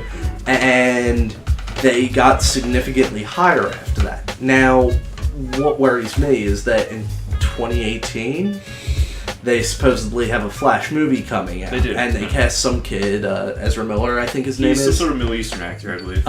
Yeah, he looks really young, but the movie's a couple years off. Maybe they're just, anticipating that. And I wonder how that's going to work with the current series, because obviously the show's popular. They're probably, hopefully, not going to cancel it. Maybe it'll get a couple seasons in. Will people really identify with the movie Flash? Yeah. He's so different from the television show Flash, assuming they keep the spirit of Man of Steel and that sort of thing. I want to go going round table and ask screen. everybody how they feel about a Flash movie when we're done with the show. Your question is very interesting, though. I mean, I think the audiences will accept the idea of having this guy playing it on TV and another guy doing it in the movie. I think that is possible. I mean, the guy who plays Ollie on the TV show came out and said that it was a diss that they're recasting it. Yeah. He's very protective of the actor Grant Gustin. He's very affectionate of that human being. He's very fond of him. So he's like, I am offended for him because Grant Gustin, he's like only 21, 22. He's a very young actor, and he's like, Grant Gustin's like, I don't care. Like, he's stoked that the Flash movie's coming out. But Steve Amell is like, that's disrespectful to him as an actor who's I in his think first, it is. yeah, I can see that. who's still trying to create a character on television every week at like 45 minutes of film every single week, and now you're already announcing another character, another I think person. where that came portraying- from in the first place, though, was that the TV show was just coming out, and then they made the big announcement that all these movies were coming out, and that somebody different was going to be playing the Flash. Yeah. Because and Steve the show Amell, hadn't taken off yet. exactly, he just jumped in, and he's like, "What the fuck?" Yeah. He does a fucking phenomenal job. I've seen all the shit that happens in here. Like, don't shit on Grant Gustin. The one thing I did like that I saw someone on Tumblr posted, and it will never happen in a million years, but if it did, I'd basically have a nerdgasm. Is someone said 2021, The Flash of Two Worlds, starring Grant Gustin and Ezra Miller. Fucking right. If they did that, they could have all of my money. Shut up and take my Let's money. have the Flash create I the agree. multiverse. I agree fully. Yeah, Yeah. but Yeah. just have movie Flash and TV yeah. Flash media show. If I may, I think to play devil's advocate a little bit here, I think casting another person as the Flash can be the right move because of the tone that DC has been doing with their movies. Yeah. Is totally different than the tone, Yeah, I get it. with But the show. that's why the Flash of Two Worlds thing would be so brilliant. That would be a Because- good, yeah. Then, not only do that, but then bring them over to the comic books. I would That's get that some- Flash comic book series that's in a some- heartbeat, having everything connected, all of our media. That's a Spider-Verse shit. To bring them Yeah. together. Spider-Verse has all live-action Spider-Man. That has live-action Spider-Man in there. Like, That's- like the okay, Japanese right. television show Spider-Man, he's in there with his fucking Megazord and everything. Megazord. Wow. Yeah, like there's like all sorts of live-action, like all sorts of Were media. Toby and Andrew in there? Yeah, There was. everyone was in there. The fucking animated, the ultimate, the show they're running right now, the Ultimate Universe, Yeah. Ultimate Spider-Man, who's like 16 or whatever, is in there, and he's like the same age as Miles, and they're hanging out. Is Ultimate Wow. Spider-Man still in the air? Yeah, Or are there two of them? I don't know. Okay. I don't Alright. know exactly, but I think Irrelevant. only the one of them is on right now. But Yeah. I was just saying, yeah, that's totally a possibility. Like, it's not a foreign concept to comic book, like the comic book industry, to have all forms of media like melding together like that. I want it to happen, like you were saying, nerdgasm. I want Yeah. that to, like That would let's be a do lot it. of fun. So Yeah. I hope you don't mind. You were asking people to talk about their expectations for the 2018 film. Sure. I'm going to throw in there. Which version of the Flash do you think they'll use? If they're going to connect the DC universes, I'm actually thinking it's going to be Wally West. I wanted Wally for the television show prior to its release. Yeah. And I believe that was like the commonality, like opinion that was floating around, only because of Wally's popularity at the time. You know, it's just he's just the Flash. I feel like that a lot of people go to. I mean, everyone here obviously displayed different opinions, but Wally, I believe, like in like a global stance, is like the definitive Flash. And Barry definitely, and this interpretation of Barry definitely proved wrong. And I feel like that's for a number of factors.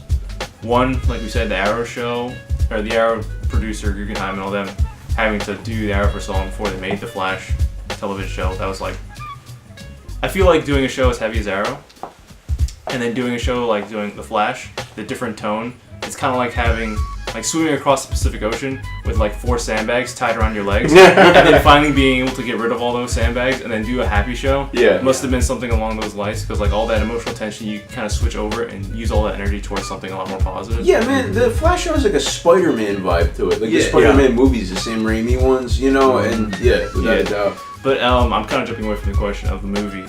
What kind of interpretation I feel like the film will take.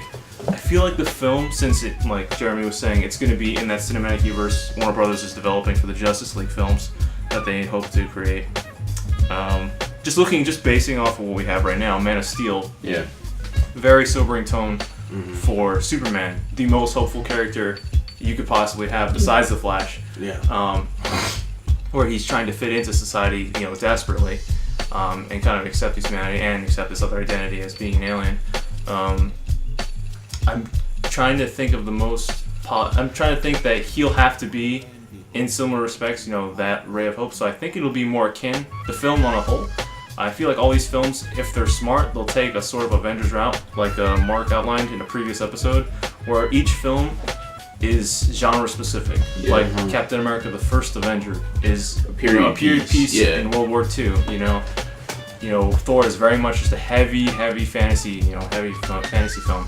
So whatever film they do with the Flash, I imagine, since he is a young actor, it will be a coming of age, young man sort of story, which we can all kind of get behind.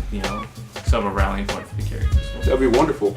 That'd be absolutely. I would like to see Jay Garrick. I know it's probably not going to happen, but in some manifestation, in some form, live action, I would totally love to possible. see Jay Garrick. I guarantee you, if the show gets a second season, we're going to see Jay Garrick. on TV. Yeah, that would that's- be great. that's That'd my be great. guess. With like an alternate universe Yeah. or something. Yeah, All right, that I would think be so. fun. Let's just say, okay, let's just have some fucking fun, right?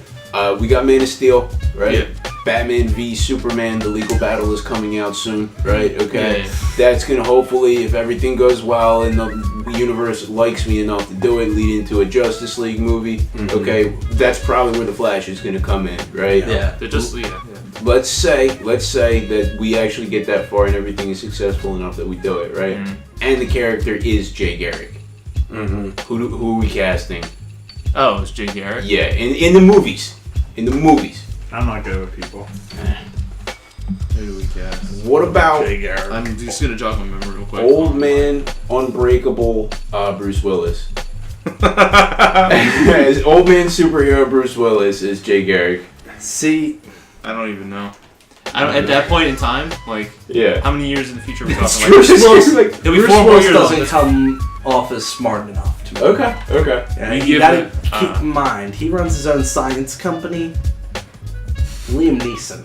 That's my guess. We took it before I could say it. Yeah, but he always comes off villainous to me. Okay. He's anti-hero in the most fun. In his most recent films, all of them, no matter how. I mean, when he played Ra's al Ghul, that was Liam Neeson. Wasn't Yeah. it? Yeah, he fit the role. Yeah. Well, as To much me, as anyway. I hate it and some other people here love it, he was a pretty good older hero mentor type in the Star Wars movie he was in. Let me hang myself for complimenting that movie. I like that. Hey, I love Qui-Gon, Qui-Gon dude. Jinn was Qui-Gon good. is pretty. Episode 1. I You need to jog your I would memory. like to see Gary Sinise.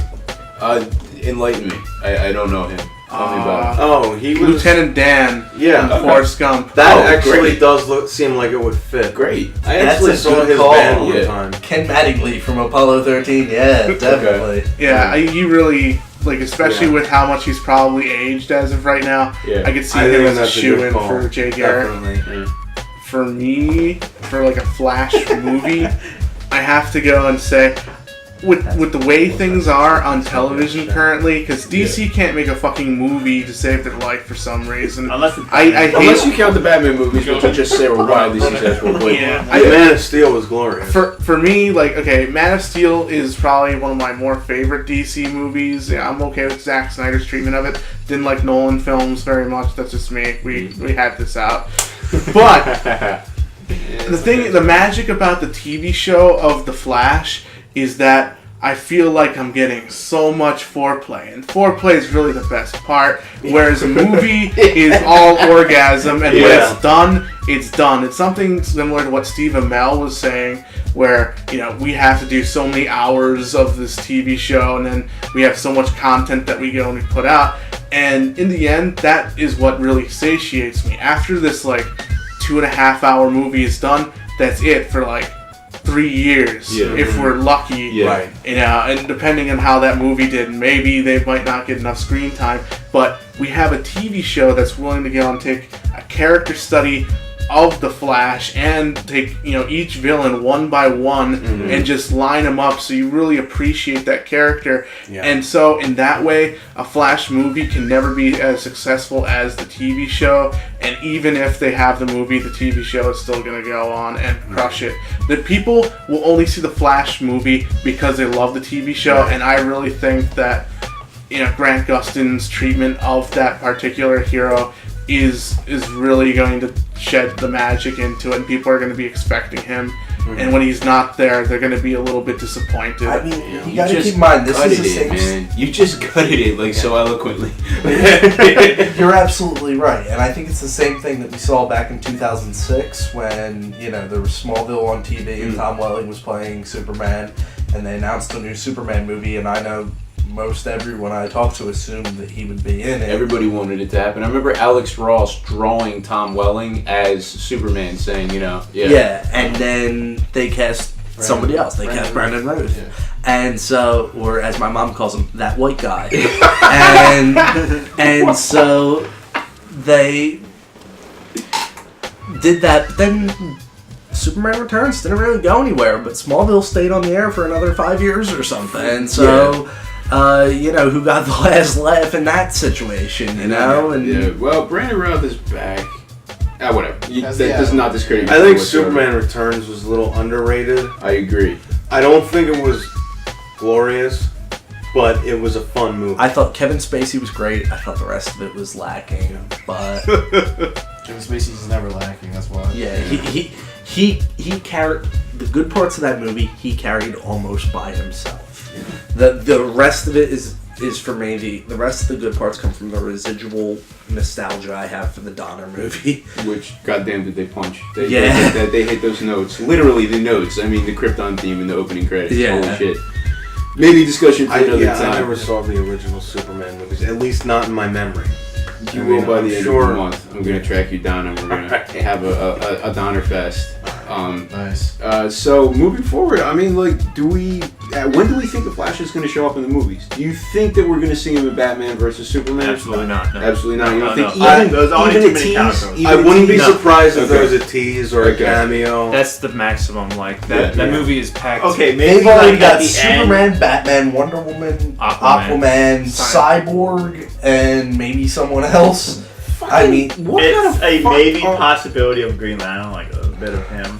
I They mean, have to bring him in eventually. it's supposed to be some sort of. I mean, it is Batman v Superman in the title, and you know that's the primary plot. But the subtitle, Dawn of Justice, we know it's a predication before the Justice League. full-blown yeah, Justice full League Justice movie. League film. Which and that is a good way to do it, in my opinion. And I Yeah. know there's some films in between before they do Justice. I know there's Suicide Squad, and then there's Wonder gonna Woman, I be think. and there's gonna be Wonder Woman right before it, and then they're gonna do the Justice I League film, think- just so that their big four can have all their juju's. Yeah. I think if a film representation of the Flash is going to be good, I think it will be most successful as part of the Justice League. Yeah. Yeah, Because that's how I fell in love with the Flash originally, Same here. was as a member of the Justice League. Yeah. So You know. it'll be the opposite of the Avengers plan, where they introduce him as part of the team and then give him a spin-off movie. Right. You know, it's almost like what they did with Arrow. And I feel, it's true, and I feel like it's not as risky prospect as it's been in the last forever, because now that we have the established success of the television series, and also people seem to have a love of speedsters, just with Days of Future Past, people are buzzing about, Quicksilver and his reputation. That movie is future representation this May 2nd in the Avengers film with the different Quicksilver, and whatever representation he gets in the Justice League film, I'm pretty sure all of that combined will be enough buzz to start a nice little, groundswell for that film. So, Let's hope, man. which means by 2017 there could very well be 4 different versions of 2 different speedsters on screen. Absolutely. And I don't think any of them are really going anywhere anytime soon. I mean, isn't disappearing. I mean, that Days of Future Past Quicksilver resonated. And I'm willing to bet ahead of time that the Avengers one is going to resonate. I don't know if it'll resonate in the same way because it's part of such a juggernaut franchise. It's not going to go anywhere. He's not going to get his own spin-off movie, but to your point of there being a lot of quick people all of a sudden with different versions. That was the Days of Future Past. the image of him locked in a cell, right? Yeah, I think that's going to be a lot of fun. You can see him all the time in the trailers now. There's tons of. Oh, really? I haven't seen any it's all of it. good, yeah, but you can see tons of actual footage of him speaking, running, doing things, punching Superman or Captain America in the face. Oh, okay. Yeah, I haven't seen any he of has the a trailers. definitely different look. Would It's like you some sort describe him as kick-ass? of same actor, really? Aaron Taylor Johnson, who plays Kick-Ass, is playing him, and he also played the very weak protagonist in the Godzilla film. He made out with his sister. They cock-teased me with the dad from Malcolm in the Middle, and then they cock-teased you with The Breaking only Bad. person that ever didn't say Walt's away from Breaking I Bad. know that's why I said Master Troll. Okay. All right. Do you want me to go with Buzz Aldrin from the Earth to the Moon? Because he played that too. He's done a lot. By the way, just saying, flash fact, I was Googling live action Jay Garrick, and the first thing that comes up is Rob Lowe as him. And once I saw that, I thought that would actually be perfect. It's the most ones that come up is Rob Lowe and John Wesley Shipp, who plays the Flash's father. In the Flash. That'd be great. Played the Flash. Yeah, but I like what he said about Gary Sinise. I think that's a good call. All right. I'm just throwing it out there. But I don't know any of these people. I might have to go for the Rob Lowe fact. Although, for some reason now I just picture him either as the Parks and Rec Rob Lowe, just like walking in like, Barry Allen. That is literally the best sentence I have heard all week. Great character. Fantastic character. And or this is Rob Lowe and this is Bad Decisions Rob Lowe, Yeah. in which case you could then do Flash of Two Worlds, you know? Sex tape, This Rob is Jay Lowe. Garrick and this is Bad Decisions Jay Garrick. He uses his hat as a bedpan. Okay. So, anybody have anything left to say? I mean, we all discussed we fucking love the version from the cartoon show. You know, like that was Absolutely. a great live action, not live action, but you know, adaptation of Flash and other media. I'd like to say at some point, this counts as an adaptation. I definitely saw a Flash action figure in a store that was riding on a motorcycle. I've always been confused about that because why would the Flash need anything with wheels? Just like how Wonder Woman can fly but has an invisible jet. And secondly, isn't an invisible jet very impractical? Like, you can't read the altimeter, you know? Well, Is the plane level? Who knows? I have to say though, the invisible jet has some uses. Like she could fly other people in it. Yeah, but she has super strength. She can carry them. But what She's if you're doing done a that. co-op mission? Like when I'm not willing to let go of the invisible jet. I was just talking with somebody the other day. He I was love talking it. about what to strip away from the Wonder Woman character as we move into these live action DC movies. And he said, I agreed. He said that we should get rid of the stupid bracelets that bounce bullets. No. I like them. Fuck them. Yeah, fuck them. you know those Cut bracelets those? used to be like How you did put they them get together cut before and the they Star zap Spangled the powers? Bands? Yeah. Okay, alright. I just took that as a given, to be honest with Okay. you. I took the costume redesign They've already as a been. given. They've already been stripped off. And we got to keep the lasso of truth Nah. and the invisible jet. To me, I gotta have them. But anyway, we're not talking about the Flash anymore. Yeah. Okay. Any other live action adaptation speculation about where the show is going? Anything? Flashpoint, just to say. But I'm done there. No more. I think that the Flash is going to do some serious time travel shit this season. And Even I in think, the show, man. And I think what? No, I had a revelation. You finish up before I say anything. And I think the next season will hit the dimension hopping thing just because it's such a classic part. I hope so. I'm really looking forward to the Trickster. I really hope they do Mirror Master. There's some. It's hard to believe because it seems pretty packed with some Flash rogues, and yet they've still got a lot to do and a lot of ways to do stuff. So, yeah, I'm looking forward to it. As I hope everybody has seen the sizzle reel shit of Mark Hamill reprising his role. as Oh Trickster. yeah. Basically doing now though his Joker voice. Yeah. He's just totally doing the Joker. That's what he voice. did in the Flash show too. Oh, was Same it? voice. Okay, Yeah. fantastic. It's more like the Joker voice is his Chickska voice. I just think that's his voice. Like on the Spider-Man show when he was Hobgoblin, it was just the same That's what voice. he did. I just think he has two voices: Luke Skywalker and my funny voice. And for anything that's not Luke Skywalker, he uses his funny voice, and that's I don't know, okay with me. He has That's other all small right. roles that he does pretty good in. Like he's like the monkey stood in Avatar. Oh, okay. I didn't know that was Mark Hamill. He also played Wolverine in a video game. Yeah. Actually, the first time I realized that he was the Joker, I saw him in Jay and Silent Bob Strike Back as Yeah. the supervillain. Yeah, the cock knocker. Cock knocker. All right. I guess we're the starting to one wind cast. down in terms of content here for this episode of Paper Cuts.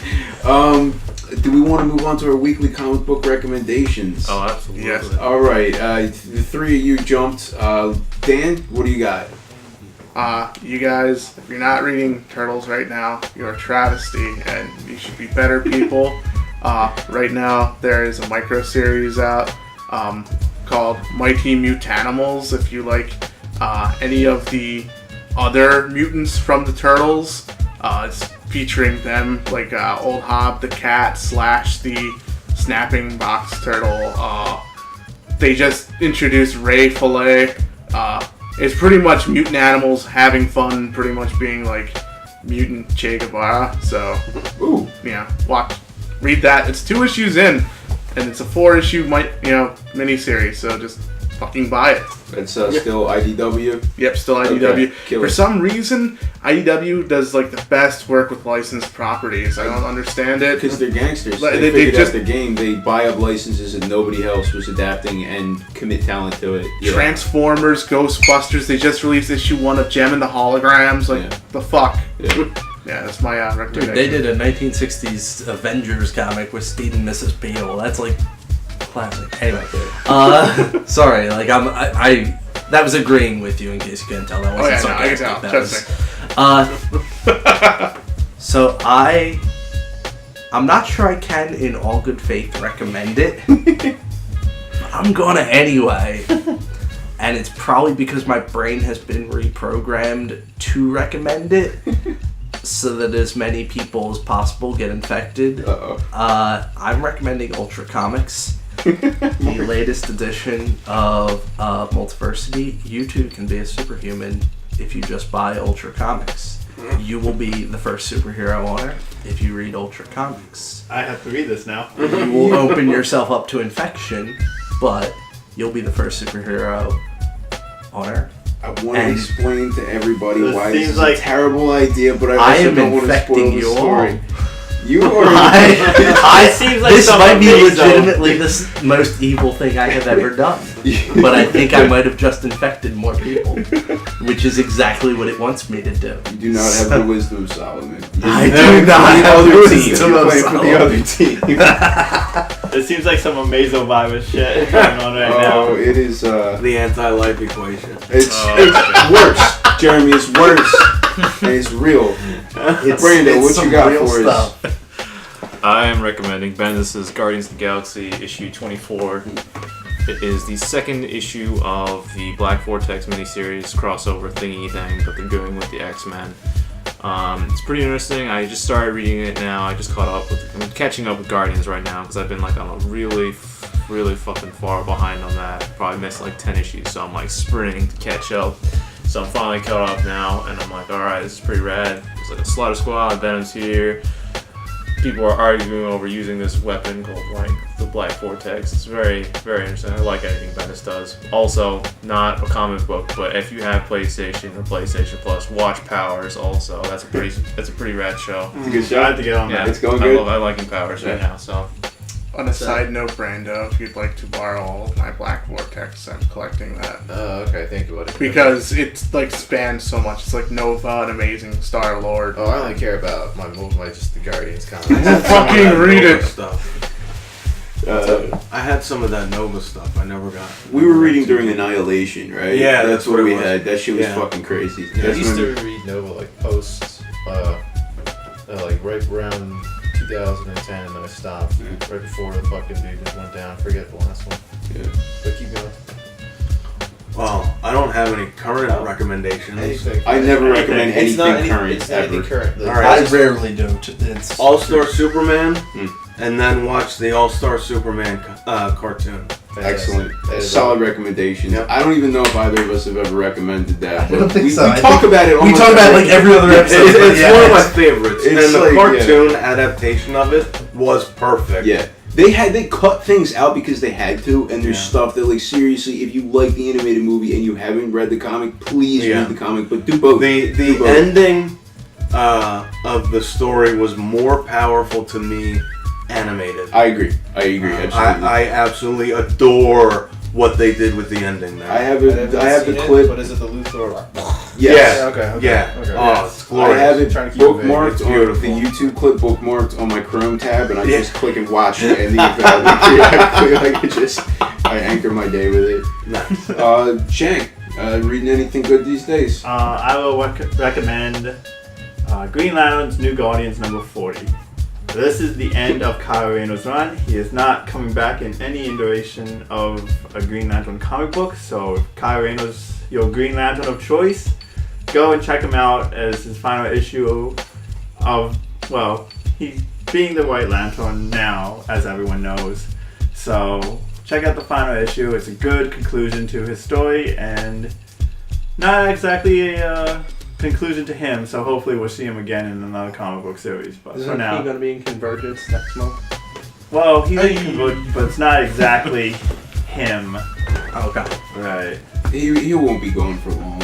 He won't be gone for long, but like he's not returning after Convergence in his own comic book series. I hope Orion comes down on his fucking light cycle and snaps his neck. Wow, we got some Kyle Rayner here. Yeah, like, Yeah. what did he ever do? Not Let's the see. biggest fan. I'm going to go ahead and do something topical here. The Fox television network recently announced that they're planning on doing new X-Files episodes. Oh yeah. Which if anybody, 6 new episodes. Yeah. I hope that's lead into many, many more. I'm a huge X-Files fan, and I've been left in the last decade or so really pining for a continuation Oh, you got the movie. of that franchise. And I'm a big defender of that movie. A lot of people hate it, but I was just gonna say, don't bring up the movie. a lot of people dislike it. However, this new Fox series of the X-Files is going to sort of overwrite a wonderful comic book series that's been running for a little while called X-Files Season 10, which is wonderful. Check it out. It's X-Files stories that picks up. It continues in mythology. All the characters that you want are there. Starts out a little bit busy, a little quick so that it hits all the beats, but the stories that it jumps into are very good, and it adapts it wonderfully for a comic book. It's in the same vein as when they continued Buffy in a comic book story or Smallville in a comic book story, except it's actually really fucking good. So that's it. I guess that wraps it up for this episode of Paper Cuts. As always, thank you for listening. Like, subscribe, add comments in that little text box below. Don't write anything negative or anything about Justin Bieber. I'll find you. Don't do it. Be positive. And as always, have a great day and have a nice life.